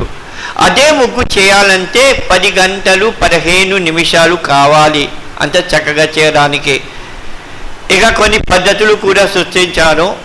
ముగ్గులు అంటే ముఖానికి కుంకుమ బొట్టు ఎంతో అందాన్నిస్తుందో, ఇంటి ముంగిట రంగవల్లికలు అంతా శోభిస్తుంది. అక్కడ చాలామంది ఈ విధంగా అంటారు. అక్కడ అన్ని శుభకార్యాలకి ముగ్గులు వేయడం అదే ఒక విశేషం. ఇంకొకటి ఏ విధంగా తెలుగులో చక్కగా రాయాలో ఆ తెలుగు సరస్వతి అటువంటి విద్య నాకు ప్రసాదించారు. అందుకే ఇక్కడికి వచ్చి అనేక విద్యార్థులకు వాళ్ళ పేర్లు అందంగా గీసే ప్రయత్నం చేసి ప్రసాదిస్తున్నాను. ఇదే విధంగా ఈసారి ఆంధ్రపుణ్యభూమికి వచ్చి ఈ 4వ అంతర్జాతీయ తెలుగు మహాసభ పాల్గొనడానికి నేను అధికార ప్రతినిధిగా అక్కడ మారిషస్ ఆంధ్ర మహాసభ 94 శాఖలు మరి 2 ప్రభుత్వ తెలుగు సంస్థలు స్థాపించారు. మారిషస్ తెలుగు సాంస్కృతిక కేంద్రం, మరి మారిషస్ తెలుగు భాషా సంఘం. ఆ సంఘాల ద్వారా నన్ను ఇక్కడికి పంపించి తిరుపతిలో గత సంవత్సరం డిసెంబరు 24వ తేదీ నుంచి 27వ తేదీ నుంచి 29వ తేదీ వరకు అటువంటి విశిష్టమైన తెలుగు బ్రహ్మోత్సవాలు జరుపుకున్నాము. ఆ తర్వాత ఈసారి విశేషంగా ఆంధ్ర పుణ్యభూమికి వచ్చి కొద్ది మట్టి తీసుకుని వెళ్తున్నాను. ఇటువంటి పవిత్రమైన గడ్డ ఇది. వేదభూమి, కర్మభూమి, ధర్మభూమి, ఇంకొకటి మించినది మా పూర్వీకుల జన్మభూమి. ఈసారి 108 స్థలాల నుంచి నేను ఎక్కడెక్కడికి వెళ్తున్నానో అక్కడక్కడ కొద్ది మట్టి సేకరిస్తున్నాను. అనేక ఆశ్రమాలకి ఆలయాలకి ఈరోజు ఉదయం మన పరమ పూజ డాక్టర్ ఉమార్ ఆలీషా వారి కమల హస్తం నుంచి నాకు కొద్ది మట్టి ఈ పవిత్రమైన స్థలం నుంచి మట్టి తీసుకుని వెళ్తున్నాము. అక్కడ తెలుగు భాష బ్రహ్మోత్సవాలు 29 ఆగస్టు జరుపుకుంటాము. ఆ రోజు శ్రీ గిడుగు రామ్మూర్తి వారి జయంతోత్సవాలు.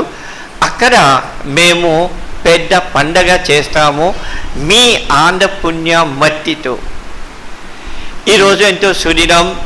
ఇటువంటి ఆధ్యాత్మిక పీఠం ఒక పీఠాధిపతి ముందు మాట్లాడే అవకాశం నా పూర్వజన్మ సుకృతంగా భావిస్తున్నాము.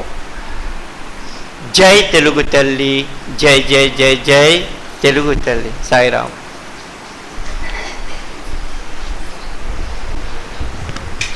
శ్రీ నరసింహ అప్పటి గారు 200 సంవత్సరాల క్రితం వారి పూర్వీకులు మన ఆంధ్రప్రదేశ్లో ఉన్నటువంటి శ్రీకాకుళం, విజయనగరం ఆ ప్రాంతాల నుంచి మారిషస్కు వలస వెళ్ళి అక్కడ వారు ఈ యొక్క తెలుగు భాషకు, తెలుగు సాంప్రదాయానికి, తెలుగు సంస్కృతికి ఇచ్చేటటువంటి ఆ మహోన్నతమైనటువంటి విలువల్ని మనకి ఇక్కడ చెప్పడమే కాకుండా తిరుపతి ఆ 4వ ప్రపంచ తెలుగు మహాసభల్లో పాల్గొని అదేవిధంగా ఇక్కడ ఈ ఆంధ్రప్రదేశ్కి వచ్చిన ప్రతిసారి కూడా మన పీఠాన్ని సందర్శించేటటువంటి భాగ్యాన్ని ప్రదర్శించిన స్వామికి కూడా వారు నమోవాక్యాలు తెలియచేయడమే కాకుండా ఇక్కడ ఉన్నటువంటి ఈ మట్టిని అప్పుడు ఎప్పుడో తిరుపతిలోనే వారు అడిగారండి. స్వామి ప్రపంచ తెలుగు మహాసభలకి తిరుపతి వెళ్ళినటువంటి విషయం మీ అందరికీ కూడా తెలుసు. అక్కడ ప్రపంచ తెలుగు మహాసభల్లో స్వామిని అక్కడ ఉమ్రాలిషా కవిశేఖర డాక్టర్ ఉమ్రాలిషా గారి యొక్క సాహిత్యం గురించి 50 మందికి కూడా అక్కడ తెలియజేసినటువంటి విషయం.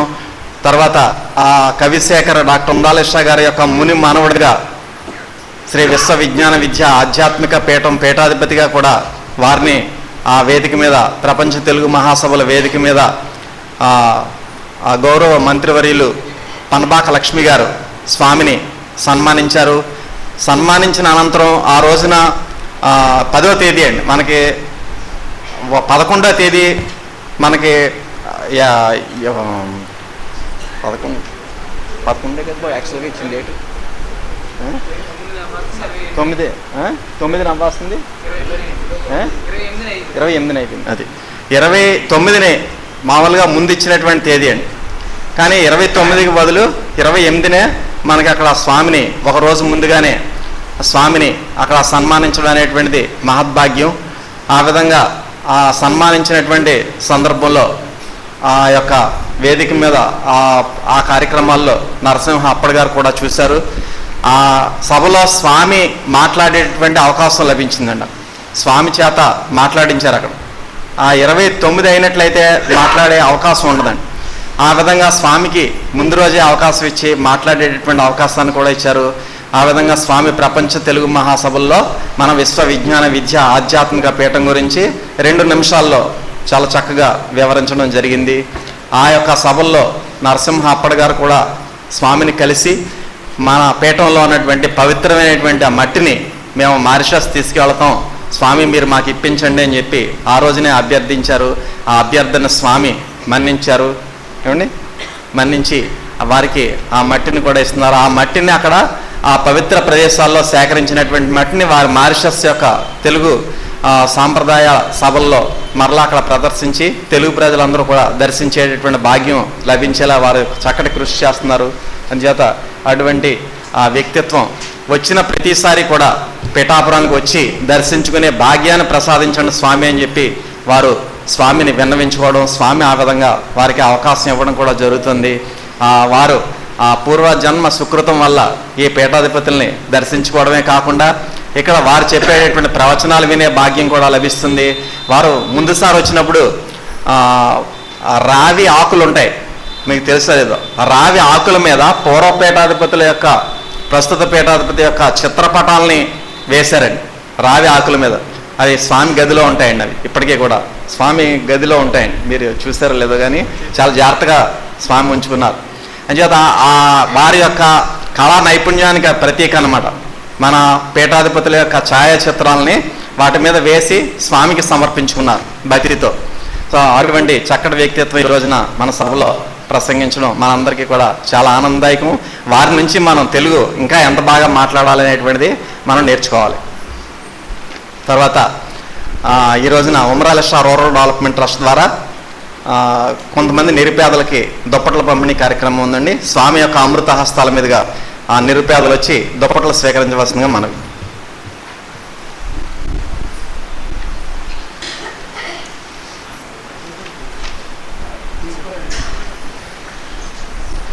ఈ కార్యక్రమానికి శ్రీ నరసింహ అప్పటి గారు చేతుల మీదుగా కూడా కొంతమంది నిరుపేదలు దుప్పట్లు స్వీకరించవలసిందిగా విజ్ఞప్తి.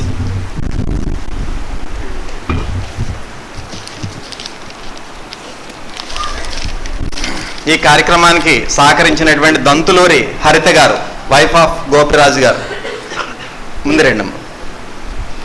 దుప్పట్లు స్వీకరించేవారు అంబటి కాసులమ్మ గారు రాపర్తి, కాతా గౌరయ్యమ్మ గారు భూపాలపట్నం, గుడాల రమణ గారు పిఠాపురం, పోకల రాంబాబు గారు భూపాలపట్నం, మార్నిడి ఈశ్వరరావు గారు కాండ్రకోట, పాలిపిరెడ్డి బాపిరాజు గారు మల్లిసాల, రాళ్లపల్లి ఆదిరాజు గారు మల్లిసాల, సూరిశెట్టి సత్యవతి గారు పెద్దనాపల్లి, తమ్మనపూడి సత్యవతి గారు మల్లేపల్లి, పెన్నో రాంబు గారు బోరుగుపూడి, గార్పాటి రాజారావు గారు బోరుగుపూడి, కర్రి సుబ్బారావు గారు కాట్రాలపల్లి వచ్చి స్వామి చేతుల మీదుగా దుప్పట్ల స్వీకరించవలసిందిగా విజ్ఞప్తి.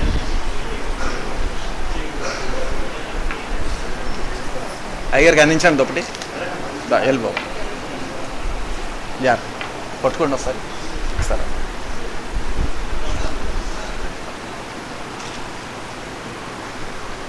అటే వెళ్ళిపో. ఈ విధంగా ఉమరాలేషా రూరల్ డెవలప్మెంట్ ట్రస్ట్ ద్వారా మరిన్ని సేవా కార్యక్రమాల్లో ఎవరైనా పాల్గొనాలి అని ఆసక్తి ఉన్నటువంటి వారు ఇక్కడ రవికుమార్ గారిని కానీ డాక్టర్ ఆనంద్ గారిని కానీ సంప్రదించినట్లయితే మీరు ఏ కార్యక్రమంలో ఎవరు పాల్గొనొచ్చు అనేటువంటి విషయాన్ని మీకు తెలియజేస్తారు.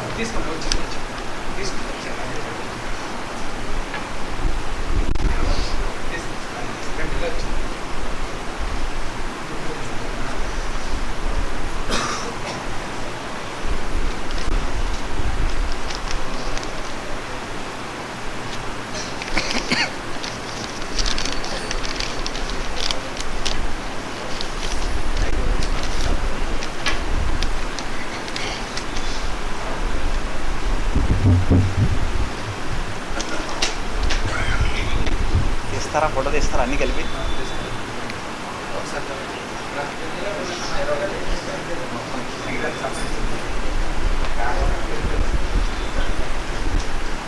కింద కూర్చోబెట్టి కింద కూర్చోండి, కూర్చోండి, కింద కూర్చోండి, అలా కూర్చోండి. దావా ఇలా రామ్మా, ఇక్కడ రా, ముందుకు రా. మీరు నిలబడండి సుబ్బారా.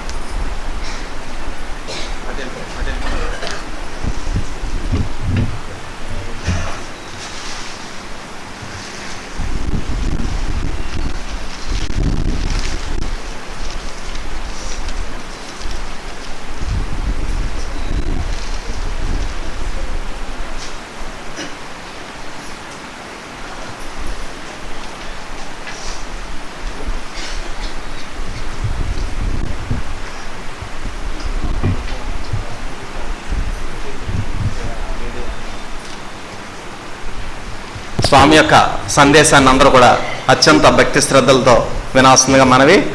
దయచేసి మీ యొక్క సెల్ ఫోన్స్ దయచేసి బంధించండి అందరూ కూడా.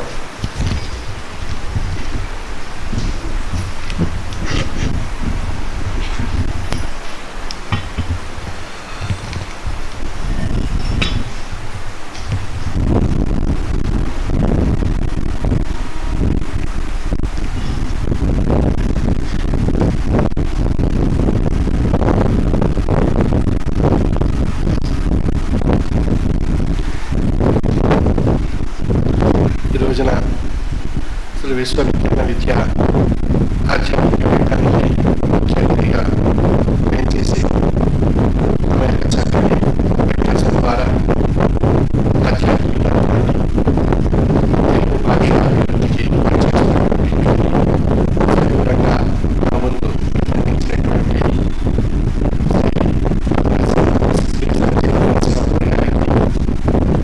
హృదయపూర్వక మనస్సు మాటలు తెలియజేసుకుంటాను. ఆధ్యాత్మిక పీఠ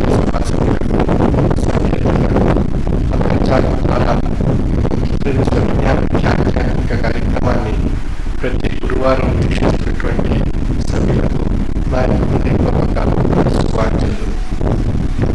శ్రీ విశ్వవిజ్ఞాన విద్య ఆధ్యాత్మిక పీఠం యొక్క తత్వం ఈశ్వర ఏకత్వ ప్రతిపాదనపై పోసి సర్వమత సమత్వమైన ఆధ్యాత్మిక తత్వాన్ని ప్రసాదిస్తూ మానవుడికే ఈశ్వరత్వము అనే అనుభవపూర్వకమైనటువంటి స్థితిని ప్రసాదించేటువంటి తత్వ పీఠము శ్రీ విశ్వవిజ్ఞాన విద్య ఆధ్యాత్మిక పీఠం యొక్క తత్వం. ప్రతినిధి మతాతీత ఆధునిక మానవత దేవాలయము అన్నప్పుడు మనలోనే బ్రహ్మస్వరూపము ఇంటి ఉన్నది. మనలో ఉన్నటువంటి బ్రహ్మస్వరూపాన్ని మనం దర్శించాలి అన్నట్లయితే మనకు భగవంతుడు ప్రసాదించినటువంటి సామాన్య నేత్రాల చేత దర్శించడం సాధ్యం కాదు. మరి ఎట్లాగా మనలో ఉన్నటువంటి భగవంతుడిని దర్శించాలి అన్నట్లయితే ఏ విధమైనటువంటి ప్రక్రియ అవసరము అప్పుడు మనకు వేదాల్లోనే చెప్పబడింది. తత్వమసి, అయమాత్మ, ప్రజ్ఞానం బ్రహ్మ, అహం బ్రహ్మస్మి. తత్వమసి అన్నప్పుడు అర్థము తత్ త్వం అసి. అది తత్ అంటే అది, త్వం అంటే నీవు, అసి అంటే అయితివి. అది నీవు అయితివి. ఏది నీవు అయితివి అని తనకు తాను ప్రశ్నించుకోవాలి. తనకు తాను ప్రశ్నించుకున్నప్పుడు తనకు కలిగేటువంటి ఒక ఉత్కృష్టమైనటువంటి జ్ఞాన యౌగికమైనటువంటి శక్తి చేత తాను జ్ఞాన నేత్రాన్ని పొందగలుగుతున్నాడు. అది ఆ జ్ఞాన యోగికమైనటువంటి శక్తి మనకు ఎట్లా లభిస్తుంది అన్నప్పుడు తాత్విక, ఆధ్యాత్మిక, తాత్విక జ్ఞానం చేత మనకు లభిస్తుంది. అంటే ఆధ్యాత్మిక, తాత్విక జ్ఞానాన్ని మనం పొంది ధరించడానికి మనకు సృష్టికర్త మనకు గొప్ప మేధాశక్తిని మనకు ప్రసాదించడం జరిగింది. ఆ మేధాశక్తి చేత మనము తాత్విక జ్ఞానాన్ని పొంది ధరించేటువంటి అవకాశం మనకు ఆ భగవంతుడు ప్రసాదించడం చేత మనలో ఆ యొక్క తాత్విక జ్ఞాన యోగికమైనటువంటి శక్తి చేత మనం తాత్విక జ్ఞాన నేత్రాన్ని మనం పొందగలుగుతున్నాం. ఆ తాత్విక జ్ఞాన నేత్రం చేత మనలో తాత్వికమైనటువంటి ఉత్కృష్టమైనటువంటి చైతన్య స్వరూపమైనటువంటి చైతన్య శక్తి స్వరూపమైనటువంటి ఆత్మస్వరూపాన్ని దర్శించగలుగుతున్నాం. చెప్పబడుతుంది. ఆ ఆత్మస్వరూపం మన యొక్క జ్ఞాన నేత్రం చేత మనం దర్శించడం చేత మనలో ఉత్కృష్టమైనటువంటి శక్తి, శరీరాన్ని, మనస్సుని నిర్వహిస్తున్నటువంటి ఆత్మ యొక్క పరిపూర్ణత్వాన్ని మనం తెలుసుకోగలుగుతున్నాం. ఆ పరిపూర్ణత్వాన్ని తెలుసుకుని పరిణామం దాల్చినప్పుడు మనకు కలిగేటువంటి విషయం ఏది అన్నప్పుడు ప్రజ్ఞానం బ్రహ్మ అన్నప్పుడు మనలో ఉండేటువంటి స్వరూపము జ్ఞానము చేత బ్రహ్మ స్వరూపంగా తెలియబడుతున్నాడు. ఆ స్వరూపం ఎవరు అని ప్రశ్నించుకున్నట్లయితే అహం బ్రహ్మస్మి, నేను బ్రహ్మ స్వరూపిగా అయితిని అనేటువంటి అర్థం ఇస్తుంది. అహం అంటే నేను, బ్రహ్మ అంటే బ్రహ్మస్వరూపము, అస్మి అన్నప్పుడు అయితిని, నేను బ్రహ్మ స్వరూపిగా అయితిని అంటే నేననేటువంటి స్వరూపం మనకు తెలియబడుతుంది. ఆ నేననేటువంటి స్వరూపం ఎవరు అన్నప్పుడు మనలో ఉండేటువంటి జీవ చైతన్య స్వరూపమైనటువంటి శక్తిగా ఉన్నటువంటి ఆత్మ పరిణామము చేత, జ్ఞానము యొక్క పరిణామము చేత ఆత్మ తేజస్వరూపంగా ఉత్కృష్టమైనటువంటి శక్తిని పొందగలుగుతుంది. అంచేత ఆ పొందేటువంటి ఉత్కృష్టమైనటువంటి శక్తి ఏదైతే ఉందో అది నేను అనేటువంటి జీవస్వరూపంగా తెలియబడుతుంది. మనలో ఉండేటువంటి జీవ జ్ఞానం చేత బ్రహ్మస్వరూపము అనేటువంటి విషయం మనకు తెలియబడుతుంది. అంటే మనలో ఉండేటువంటి జీవ జ్ఞానం చేత బ్రహ్మస్వరూపము అనేటువంటి విషయం మనం తెలుసుకోగలుగుతుంది. మనలో ఉండేటువంటి యోగికమైనటువంటి బ్రహ్మస్వరూపం మన యొక్క జ్ఞాన నేత్రం చేత మనం దర్శించగలుగుతున్నాం. ఆ విధంగా మనలో ఉండేటువంటి జీవుడిని బ్రహ్మస్వరూపంగా దర్శింపజేసుకోగలిగేటువంటి శక్తి జ్ఞాన నేత్రం ద్వారా మనం పొందగలుగుతున్నాం. అటువంటి జ్ఞాన నేత్రాన్ని పొంది ధరించేటువంటి శక్తి జ్ఞాన యోగికునేటువంటి శక్తి. జ్ఞాన యోగికునేటువంటి శక్తి అది ఏ రూపంగా పొందగలుగుతున్నాం? మేధాశక్తి రూపంలో మనం పొందగలుగుతున్నాం. అంచేత భగవంతుడు మానవులకు ఉత్కృష్టమైనటువంటి మేధాశక్తిని ప్రసాదించడం చేత మనలో ఉండేటువంటి జీవుడిని బ్రహ్మస్వరూపిగా దర్శించడానికి అవకాశం మానవ జన్మకే ఏర్పడింది. అయితే ఈ మానవ జన్మ ఎట్లా వచ్చింది? 84 లక్షల జీవరాశులను క్షాళనం చేసుకుని ఉత్కృష్టమైనటువంటి మానవ జన్మగా వస్తేనే గాని ముక్తి అనేటువంటిది ఈ యొక్క ఆత్మకు ప్రసాదింపబడుట లేదు. అది ఆ ఆత్మకు ముక్తి ప్రసాదింపబడాలి అన్నట్లయితే 84 లక్షల జీవరాశులు పరంపరగా పరిణామం చెంది చివరకు మానవ జన్మగా వచ్చి ఆ మానవ జన్మలో ఉండేటువంటి ఆత్మకు ముక్తి అనేటువంటి జ్ఞానము చేత పొంది ధరించేటువంటి అవకాశం సృష్టికర్త ప్రసాదించడం జరిగింది. అది ఆ సృష్టికర్త ప్రసాదించేటువంటి ఈ యొక్క యోగికమైనటువంటి జ్ఞాన మార్గాన్ని మనం ఈ ఈ మనలో ఉండేటువంటి ఆత్మ పొంది ధరించడానికి మనకు సృష్టికర్త మేధాశక్తి అనేటువంటిది ప్రసాదించాడు. అంటే ఆ మేధాశక్తి చేత మనం ఏం పొందగలుగుతున్నాం? జ్ఞానము అనేటువంటి సంపదను మనం పొందగలుగుతున్నాం. అంటే ఆ జ్ఞానము అనేటువంటి సంపద మనకి ఎలా లభిస్తుంది అన్నప్పుడు జగమున ధర్మము నిరపల్పగా ఈశ్వరుడు ఒక దివ్య వ్యక్తిని పంపును, యుగ యుగమునకు అతడే ఆ సగుణాత్మకుడైన సార సాక్షుడు కంటే అని చెప్తున్నారు. అన్నప్పుడు ఒక యుగంలో ఒక అవతారి అవతరించి ఎవరిపోయినటువంటి ధర్మాన్ని జ్ఞానాన్ని మానవాడికి ప్రసాదించడం జరిగింది. అంటే ఆ యొక్క అవతారి తమ యొక్క యోగికునేటువంటి ధర్మాన్ని జ్ఞానాన్ని మానవాళికి ప్రసాదించకపోయినట్లయితే ఈనాడు మానవుని యొక్క మేధాశక్తి జ్ఞానము చేత పరిపక్వత చెందకపోయినట్లయితే మానవుల్లో ఆ యొక్క మేధాశక్తి నిర్వీర్యం కాబడుతుంది. తద్వారా మానవుడు తనలో ఉండేటువంటి శక్తిని తాను గ్రహించకపోవడమే కాకుండా తన యొక్క జీవన మనుగడకు కావలసినటువంటి విధానాన్ని, విషయాన్ని, ధర్మాన్ని, సంస్కారాన్ని పొందలేక అజ్ఞానం అనేటువంటి చీకటిలో పడి తన యొక్క జీవన శైలిని తాను మనుగడలో సాగించలేక ఈ సృష్టిలో ఉండేటువంటి జీవరాశులు ఏమిటామో తన యొక్క మనుగడ సాగిస్తున్నాయో ఆయా విధాలుగా ఈ మానవుడు కూడా ఒక జంతువుగా పరిగణింపబడి ఈ యొక్క సృష్టిలో మనుగడ సాగించేటువంటి అవకాశం ఏర్పడి ఉండేది. కానీ సృష్టికర్త యొక్క ఆలోచనలో సృష్టికర్త మానవుడికి గొప్ప మేధాశక్తిని ప్రసాదించి ఆ మేధాశక్తిని సద్వినియోగపరచుకోవడానికి అవతారాన్ని, యోగుల్ని, తాత్వికుల్ని, ఋషుల్ని, సద్గురువుల్ని ప్రసాదించి అమూల్యమైనటువంటి ధర్మము, జ్ఞానము అనేటువంటి మహాప్రసాదాన్ని వారి నోట పలికించి వారి చేత ప్రసాదింపబడినటువంటి ఆ ధర్మాన్ని, జ్ఞానాన్ని ఆ యొక్క మానవుడు తన యొక్క మనుగడలో సద్వినియోగపరచుకోవడం చేత తనలో ఉండేటువంటి అజ్ఞానము అనేటువంటి ఆ చీకటిని మేధాశక్తి ద్వారా తొలగించుకుని జ్ఞానస్వరూపమైనటువంటి జ్యోతిని తనలో ప్రకాశింపజేసుకుంటారు. అంటే ఆ జ్ఞానస్వరూపమైనటువంటి జ్యోతి తనలో ప్రకాశింపజేసుకోవడం చేత తనలో ఉండేటువంటి జీవాన్ని ఆ పరమాత్మ స్వరూపిగా నిండి ఉన్నాడు. అదే అహం బ్రహ్మస్మి అంటే జీవాత్మే పరమాత్మ స్వరూపమైనటువంటి శక్తి. ప్రజ్ఞానం బ్రహ్మ అనేటువంటి జ్ఞానం చేత బ్రహ్మస్వరూపం తెలియబడుతుంది అనేటువంటి స్థితిని భగవంతుడు ప్రసాదించినటువంటి మేధాశక్తి ద్వారా అనుభవ రూపంలో తాను గ్రహించి తరించడం జరుగుతుంది. ఆ విధంగా ఈ మానవ జన్మలో ఈ జీవాత్మే పరమాత్మ స్వరూపానికి గుర్తించబడినటువంటి స్థితి ఏదైతే ఉందో అది ముక్తి అని చెప్పబడుతుంది. ఆ ముక్తి అనేటువంటిది ఈ మానవ జన్మ సృష్టిగా ప్రసాదించినటువంటి మహోన్నతమైనటువంటి శక్తి. అంటే ఆ యొక్క ముక్తిని పొంది ధరింప చేసుకోవడానికి మానవ జన్మ వచ్చింది.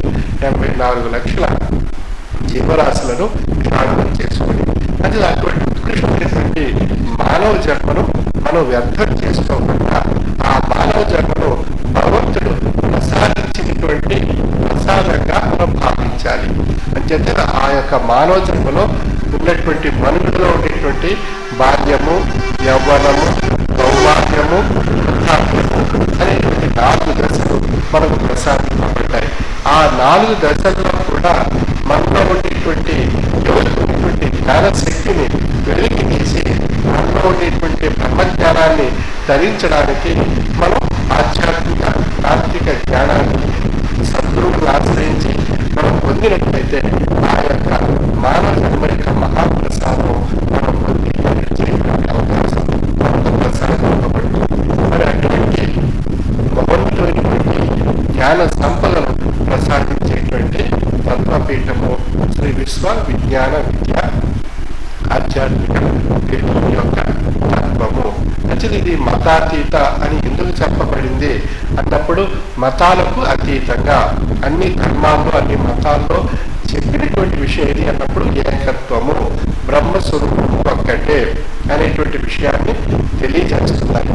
మరి అన్ని ధర్మాల్లో అన్ని మతాల్లో అదేవిధంగా షిరిడి సాయి వారు కూడా వారి యొక్క తత్వంలో సబ్కా మాలిక్ ఏక్ హై, అందరి యొక్క యజమాని ఒక్కడే అంటే భగవంతుడు ఒక్కటే అనేటువంటి విషయం అదే మన యొక్క వేద వాంగ్మయంలో కూడా ఏకమేవ ద్వితీయం బ్రహ్మ, బ్రహ్మ ఒక్కడే రెండుగా లేడు అనేటువంటి విషయం. అదే ఖురానులో వహదహుల్ లా షరీక లహు, ఈశ్వరుడు ఒక్కడే రెండుగా లేడు. అదే విధంగా క్రీస్తు యొక్క బైబిల్లో కూడా భగవంతుడు ఒక్కడే, ద లార్డ్ ఈజ్ వన్ అంటే భగవంతుడు ఒక్కడే అనేటువంటి విషయాన్ని తెలియజేస్తున్నాయి. ఈ విధంగా మనం అనేక ధర్మాలను అనేక మతాలను విశ్లేషించి లోతుగా యథార్థాన్ని తెలుసుకున్నట్లయితే భగవత్ స్వరూపం ఒక్కటే అనేటువంటి విషయాన్ని తెలియజేస్తున్నాయి. ఆ ఒక్కటే అనేటువంటి వస్తువు ఎక్కడ ఉంది అన్నప్పుడు ఆ జన్మను ఆ మానవ జన్మను ప్రసాదించినటువంటి ఆ యొక్క మౌనతమైనటువంటి ఆ పరమాత్మ యొక్క శక్తి మన యొక్క జన్మలోనే నిండి ఉన్నది. అదే విషయాన్ని మన యొక్క వేదాల్లో తత్వమసి, అయమాత్మ, ప్రజ్ఞానం బ్రహ్మ, ఆ బ్రహ్మస్మిగా మనకు తెలియజేస్తున్నాయి. అంటే నేను బ్రహ్మస్వరూపిగా అయితిని అన్నట్లయితే మనలో ఉండేటువంటి జీవాత్మే పరమాత్మ స్వరూపంగా ఉన్నాడనేటువంటి విషయం మన యొక్క వేదాంతం ద్వారా తెలియబడుతుంది.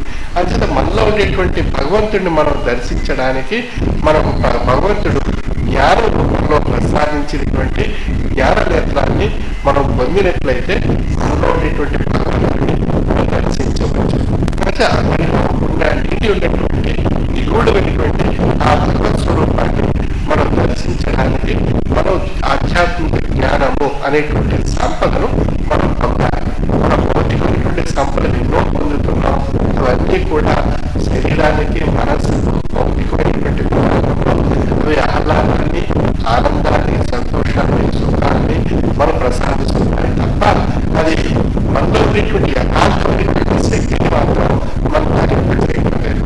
అంటే యథార్థమైనటువంటి శక్తిని పొంది ధరింప చేయడానికి ఆధ్యాత్మిక జ్ఞానము అనేటువంటి సంపద మనం పొందాలి. ఆ సంపద ఎక్కడ కాపాడుతుంది? సామాన్యమైనటువంటి సంపద అంటే మనందరికీ తెలుసు, ఎలా సంపాదించుకోవాలి, ఎలా ఖర్చు పెట్టాలి అనేటువంటి విషయం. ఆధ్యాత్మిక జ్ఞాన సంపద అనేటువంటిది కేవలం సద్గురువులు ఆశ్రయించి వారి నుండి పొంది వారి యొక్క ఆశ్రయంలో మనం ధరించినప్పుడు ఆధ్యాత్మిక సంపద మనం వారి నుండి పొందవచ్చు. అది ఎంత పొందవచ్చు అంటే ఎంత కావాలి అన్నట్లయితే మనం సముద్రం దగ్గరికి వెళ్ళి మనం ఎంత నీరు కావాలి అని మనం ఆశించినట్లయితే అంత నీరు మనం తాగించుకోవాలి. అదేవిధంగా మనం సన్నిధానానికి వెళ్ళి మనం ఆశ్రయించి వారి సంపద ఆధ్యాత్మిక సంపద ఎంత కావాలి అని మనం ఆశిస్తే అంత సంపద ఉంటుంది. అంటే తగ్గిపోతుంది ఆ సంపద. ఆ తగ్గిపోయినటువంటి సంపద మనం ఎంతైతే పొందుతున్నామో ఆ సంపదను బట్టి ఆ యొక్క మనలో ఉండేటువంటి జ్ఞాన స్వరూపంగా ఉండేటువంటి జీవుడు బ్రహ్మస్వరూపము అనేటువంటి బ్రహ్మస్మి అనేటువంటి ఆ జ్ఞాన స్వరూపమైనటువంటి జీవుడే బ్రహ్మస్వరూపము అనేటువంటి పరమాత్మ యొక్క శక్తి మనం తెలుసుకుని ధరించేటువంటి అవకాశం మన యొక్క మానవ జీవన యాత్రలోనే మనం పొంది ధరించాలి. ఇప్పుడే మనం తెలియబడుతుంది. మనలో ఉండేటువంటి భగవంతుని మనం దర్శిస్తూ ఎదుటి వారిలో ఉండేటువంటి భగవంతుడిని తోటి మానవారిలో ఉండేటువంటి భగవంతుని కూడా మనం దర్శించాలి. ఆ యొక్క భగవంతుడిని మానవులో ఉండేటువంటి భగవంతుడిని దర్శించాలి అన్నట్లయితే ఎట్లాగా అనేటువంటి ప్రశ్న మనలో ఏర్పడుతుంది. అన్నప్పుడు మాధవ సేవే మానవ సేవ. తోటి మానవునికి మానవ సేవే మాధవ సేవ అన్నప్పుడు తోటి మానవునికి సేవ చేయడం ద్వారా మానవుడిని దర్శించవచ్చు. మానవుడు అన్నప్పుడు భగవంతుడు. అంచేత మానవ సేవ అంటే మన తోటి వారికి సేవ చేయడం అంటే నిరుపేదలకు, ఆకలితో అలమటించేటువంటి వారికి, అనారోగ్యంతో బాధపడేటువంటి వారికి, ఆర్థికంగా స్తోమత లేనిటువంటి వారికి, వారి యొక్క మనుగడ సాగించలేనటువంటి పరిస్థితిలో ఉన్నటువంటి వారికి మనం చేయుతనిచ్చి వారికి సహకరించి వారు కూడా కనీసం మనతో పాటు కొంతకాలం వారి యొక్క జీవన మనుగడ సాగించేటువంటి జీవన విధానాన్ని వారు పొంది సంతోషించగలిగేటువంటి స్థాయికి చేరేటువంటి విధంగా, తృప్తి పొందేటువంటి విధంగా మనం ప్రయత్నం చేయాలి. అప్పుడు మనం తోటి మానవుడికి సేవ చేయటం చేత ఆ యొక్క తోటి మానవుడిలో ఉండేటువంటి మాధవుణ్ణి, అంటే వారిలో ఉండేటువంటి ఆ భగవంతుణ్ణి మనం సేవ ద్వారా దర్శించగలుగుతున్నాం. ఆ విధంగా ఆధ్యాత్మిక తాత్విక జ్ఞాన సంపద ద్వారా తనలో ఉండేటువంటి తన భగవంతుణ్ణి తాను దర్శిస్తూ తన తోటి మానవుల్లో ఉండేటువంటి భగవంతుణ్ణి తాను దర్శించాలి అన్నట్లయితే మానవ సేవే మాధవ సేవ అన్నట్లుగా తాను తోటి మానవుల్లో ఉండేటువంటి మాధవుణ్ణి సేవ ద్వారా దర్శించగలుగుతున్నాడు. అంటే తనలో ఉండేటువంటి భగవంతుణ్ణి తన యొక్క ఆధ్యాత్మిక జ్ఞాన నేత్రం ద్వారా పొందుతూ తన తోటి మానవుల్లో ఉండేటువంటి భగవంతుణ్ణి సేవ ద్వారా పొంది తరించగలుగుతున్నాడు. ఆ విధంగా రెండు కళ్ళతో మనలో ఉండేటువంటి భగవంతుడిని దర్శిస్తూ ఎదుటి వారిలో ఉండేటువంటి భగవంతుడిని కూడా దర్శించడం అనేటువంటిదే మన యొక్క పీఠం యొక్క తత్వము. ఆ విధంగా మనకు రెండు కళ్ళు ఏ విధంగా నేత్రాలు అవసరమో ఈ రెండు నేత్రాల చేత మన ప్రపంచాన్ని చూసి ఎంతో చక్కగా ఆనందిస్తున్నాం. మన నేత్రాలు మన యొక్క శరీర అవయవాలన్నింటిలో కన్నా నేత్రాలు ఎంతో ముఖ్యము అన్నప్పుడు సర్వేంద్రియానం నయనం ప్రధానం, అంటే అన్ని ఇంద్రియాల్లోకెల్లా మన ముఖ్యమైనటువంటి ఇంద్రియము నేత్రాలు, అంటే కళ్ళు. అంటే మనకు రెండు కళ్ళతో ప్రపంచాన్ని ఏ విధంగా అయితే చూసి ఆనందిస్తున్నామో అదే విధంగా పరిపూర్ణమైనటువంటి భగవత్ స్వరూపాన్ని పొంది ధరించాలి, తెలుసుకోవాలి అన్నట్లయితే ఆధ్యాత్మిక జ్ఞానము అనేటువంటిది ఒక కేంద్రంగా మానవ సేవే మాధవ సేవ, అంటే సేవ రూపంలో తోటి మానవుణ్ణి దర్శింపచేసుకునేటువంటి మరొక కన్ను. అంటే ఆ రెండు కళ్ళతో మనం చూడగలిగినట్లయితే మనలో పరిపూర్ణత్వం ఏర్పడుతుంది. కేవలం ఆధ్యాత్మిక తత్వాన్ని మాత్రమే పొంది మనం ఏ విధమైనటువంటి సేవ చేయకుండా, ఏ విధమైనటువంటి తోటి వారికి సహకరించకుండా, ఏ విధమైనటువంటి ధన త్యాగ ధర్మ దాన వ్రతాదులు నిర్వర్తించకుండా మనం ఉన్నట్లయితే మనం సేవ అనేటువంటి కన్ను మనం కోల్పోయినట్లు కనపడుతుంది. అంటే సేవ అనేటువంటి కన్నుని, ఆధ్యాత్మిక జ్ఞానం అనేటువంటి కన్నుని, ఈ రెండు నేత్రాలని కూడా మనం పూర్తి స్థాయిలో మనం చూడగలిగేటువంటి శక్తిని మనం పొందాలి. అప్పుడే మనలో పరిపూర్ణత్వం ఏర్పడుతుంది. అటువంటి పరిపూర్ణత్వాన్ని పొంది ధరింపచేసుకునేటువంటి గొప్ప యోగికమైనటువంటి శక్తి ఆధ్యాత్మిక తాత్విక జ్ఞానము ద్వారా మనకు లభిస్తుంది. అటువంటి మతాతీతమైనటువంటి ఆధ్యాత్మిక జ్ఞానాన్ని ప్రసాదించేటువంటి తత్వపీఠము, అందుకే ఇది మతాతీత అని చెప్పబడింది. ఇక ఆధునిక అంటే ఈనాటి శాస్త్ర నాగరికత ప్రపంచంలో ఉన్నటువంటి తత్వం కనుక ఇది ఆధునిక అని చెప్పబడింది. ఇక మూడో విషయం, ఇది మానవత దేవాలయము అన్నప్పుడు తనలోనే బ్రహ్మస్వరూపం నిండి ఉన్నది. అహం బ్రహ్మస్మి అంటే తనలో నిండి ఉన్నటువంటి ఆ బ్రహ్మస్వరూపాన్ని దర్శించడం చేత తనలో ఉండేటువంటి జ్ఞానస్వరూపమైనటువంటి జీవుడే బ్రహ్మస్వరూపము. ఆ బ్రహ్మస్వరూపాన్ని ఆశ్రయించేటటువంటి దేహము ఒక పవిత్రమైనటువంటి దేవాలయము. దేహమే దేవాలయము, అందులో ఉన్నటువంటి జీవుడే బ్రహ్మస్వరూపము. అంటే ఇది మానవతా దేవాలయము అని చెప్పబడింది. అంటే పవిత్రమైనటువంటి మానవతా దేవాలయం కింద పరిగణింపబడుతుంది. అంటే మనలో ఉన్నటువంటి జీవుడి బ్రహ్మస్వరూపిగాను మన దేహం ఒక పవిత్ర ఆలయం కింద ఆలయంగా పరిగణింపబడటం చేత ఇది పవిత్రమైనటువంటి మానవతా దేవాలయము. ఇది మతాతీత ఆధునిక మానవతా దేవాలయము శ్రీ విశ్వ విజ్ఞాన విద్య ఆధ్యాత్మిక పీఠం యొక్క తత్వము. అంటే ఈనాటి సమాజానికి, ఈనాటి ప్రపంచానికి నలుమూలల నలుదిశగా ఈ యొక్క ఆధ్యాత్మిక తాత్విక జ్ఞాన సంపద ప్రసాదింపబడినట్లయితే, వ్యాప్తి చెందినట్లయితే ఆ యొక్క ప్రపంచంలో, ఆ యొక్క దేశాల్లో, ఆ యొక్క రాష్ట్రాల్లో, ఆ యొక్క ప్రజల్లో యౌగికమైనటువంటి ఆధ్యాత్మిక తాత్విక సంపద చేత వారి యొక్క ఆలోచన శక్తిలో మార్పు వచ్చి తమను తాము గౌరవించుకుంటూ తోటి వారిని గౌరవిస్తూ వారికి సహకరిస్తూ వారు సంతోషంగా మనం సంతోషంగా జీవించి సమైక్యంగా మానవ జీవిత పరమార్థాన్ని మనందరూ పొందాలి అనేటువంటి సమభావం ఏర్పడుతుంది. అటువంటి సమభావాన్ని కలిగించి మానవతా విలువలను పెంపొందింపచేసి నైతిక విలువలతో కూడినటువంటి జీవితాన్ని ప్రతి ఒక్కరూ పొంది తరించడానికి ప్రసాదించేటువంటి తత్వపీఠం శ్రీ విశ్వవిజ్ఞాన విద్య ఆధ్యాత్మిక పీఠం యొక్క తత్వము. అంటే ఆ తత్వం యొక్క ప్రసాదం ఏ దేశంలో ఎక్కడ ఏ ప్రాంతాల్లో విస్తరింపబడుతుందో అక్కడ మానవతా విలువలు సమాజ నిర్మాణానికి కావాల్సిన అభివృద్ధి, అనేక ధర్మాలు అనేక మతాలతో ఉన్నటువంటి ఆయా ప్రాంతాల్లో అందరిలో కూడా ఆ యొక్క భగవంతుడు ప్రసాదించేటువంటి జన్మను మనం అంతా సమిష్టిగా ఆనందంగా సంతోషంగా ఆరోగ్యంగా శాంతిగా తృప్తిగా ఆరోగ్యంగా ఆయుష్తో అందరూ కలిసి ఆ భగవంతుడు ప్రసాదించినటువంటి జన్మను పరమార్థాన్ని తెలుసుకోవడానికి తరించాలి అనేటువంటి ఈ సమభావన సమైక్య భావన భగవత్ స్వరూపమైనటువంటి భావన ఏర్పడి మన అంతా కూడా జీవితాన్ని ఆనందమయం చేసుకోవడానికి అవకాశం ఏర్పడుతుంది. అందమైనటువంటి వస్తువులను మనం చూసి ఏ విధంగా అయితే ఆనందిస్తామో మన యొక్క మనసుని అందంగా మార్చుకుని ఆనందంగా సుఖంగా సంతోషంగా జీవించాలి అనేటువంటి ఒక ఉత్కృష్టమైనటువంటి ఆశ మనలో పరిమళిస్తుంది. ఆ పరిమళింపబడినటువంటి ఆశ యొక్క వికాసం అది పుష్పాలు వికసించినప్పుడు ఏ విధంగా అయితే పరిమళం విస్తరింపబడుతుందో ఆ పుష్పం యొక్క ఆ యొక్క పరిమళంలాగా మన యొక్క మనస్సు కూడా ఆ విధమైనటువంటి వికాసాన్ని పొంది ధరించడం జరుగుతుంది. ఆ విధమైనటువంటి మానసికమైనటువంటి తృప్తి మనందరికీ ప్రసాదింపబడుతుంది. తృప్తికి మించినటువంటి ఏదీ లేదు ఈ సృష్టిలో. ఏదైనా పొందొచ్చు కానీ తృప్తి అనేటువంటి పదార్థాన్ని మాత్రం మనం పొందలేము.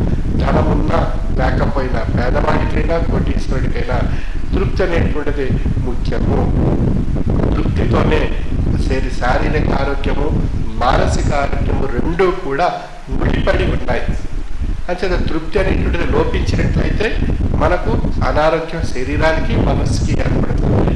అనేక రకాలైనటువంటి మానసిక శారీరకమైనటువంటి ఇబ్బందులు ఏర్పడి మనకు అనారోగ్యం ఏర్పడేటువంటి అవకాశం ఉంది. అంచేత మనకు తృప్తి అనేటువంటి దేని వల్ల లభిస్తుంది అన్నప్పుడు ఆధ్యాత్మిక జ్ఞానం చేత మనకు లభిస్తుంది.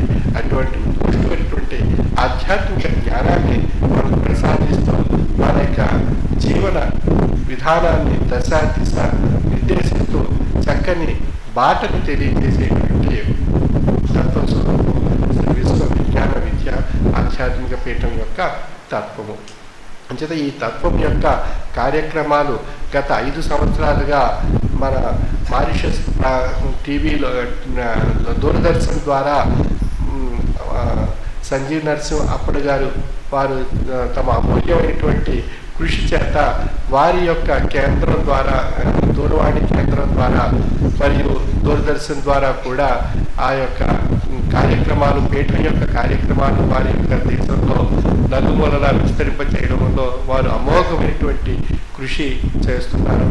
ఇది అదేవిధంగా అంతర్జాలం ద్వారా కూడా వారు పీఠం యొక్క ముఖ్యమైనటువంటి కార్యక్రమాన్ని పీఠాధిపతుల యొక్క ముఖ్యమైనటువంటి సందేశాన్ని కూడా వారి యొక్క దూరదర్శన్ కేంద్రం ద్వారా కూడా వారు ప్రసారం చేయడం జరుగుతుంది. అదేవిధంగా గత 3 సంవత్సరాల క్రితం వారి యొక్క సిబ్బంది వారి యొక్క బృందంతో పాటు మన యొక్క పీఠాన్ని దర్శించి వారు చక్కని ముగ్గులు వేసి అందరినీ అలరింప చేయడమే కాకుండా వారి యొక్క సంస్కృతి వారి ఏ విధంగా వారి యొక్క మారిషస్ దేశంలో వారు చేసేటువంటి కార్యక్రమాల గురించి ఆనాడు కూడా సవివరంగా మన యొక్క ఆధ్యాత్మిక పీఠంలో తెలియజేయడం జరిగింది. మరి ఈ విధంగా పీఠాధిపతులను కూడా వారి యొక్క దేశాన్ని రమ్మని ఆహ్వానించి ఆ యొక్క వారి దేశంలో కూడా ఈ ఆధ్యాత్మిక ప్రవచనాలు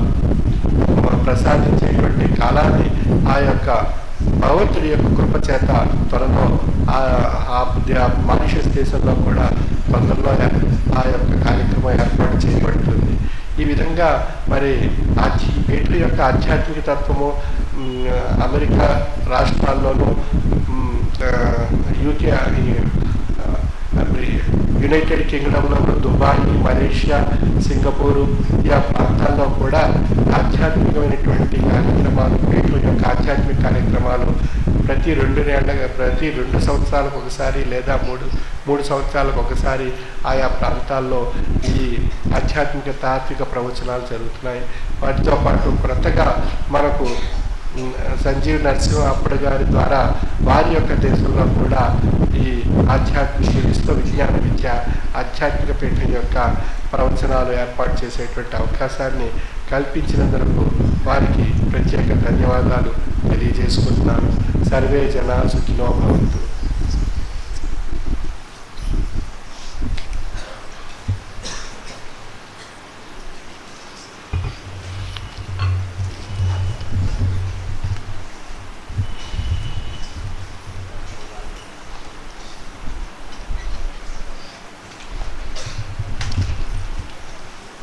సార్ ఒక కాపీ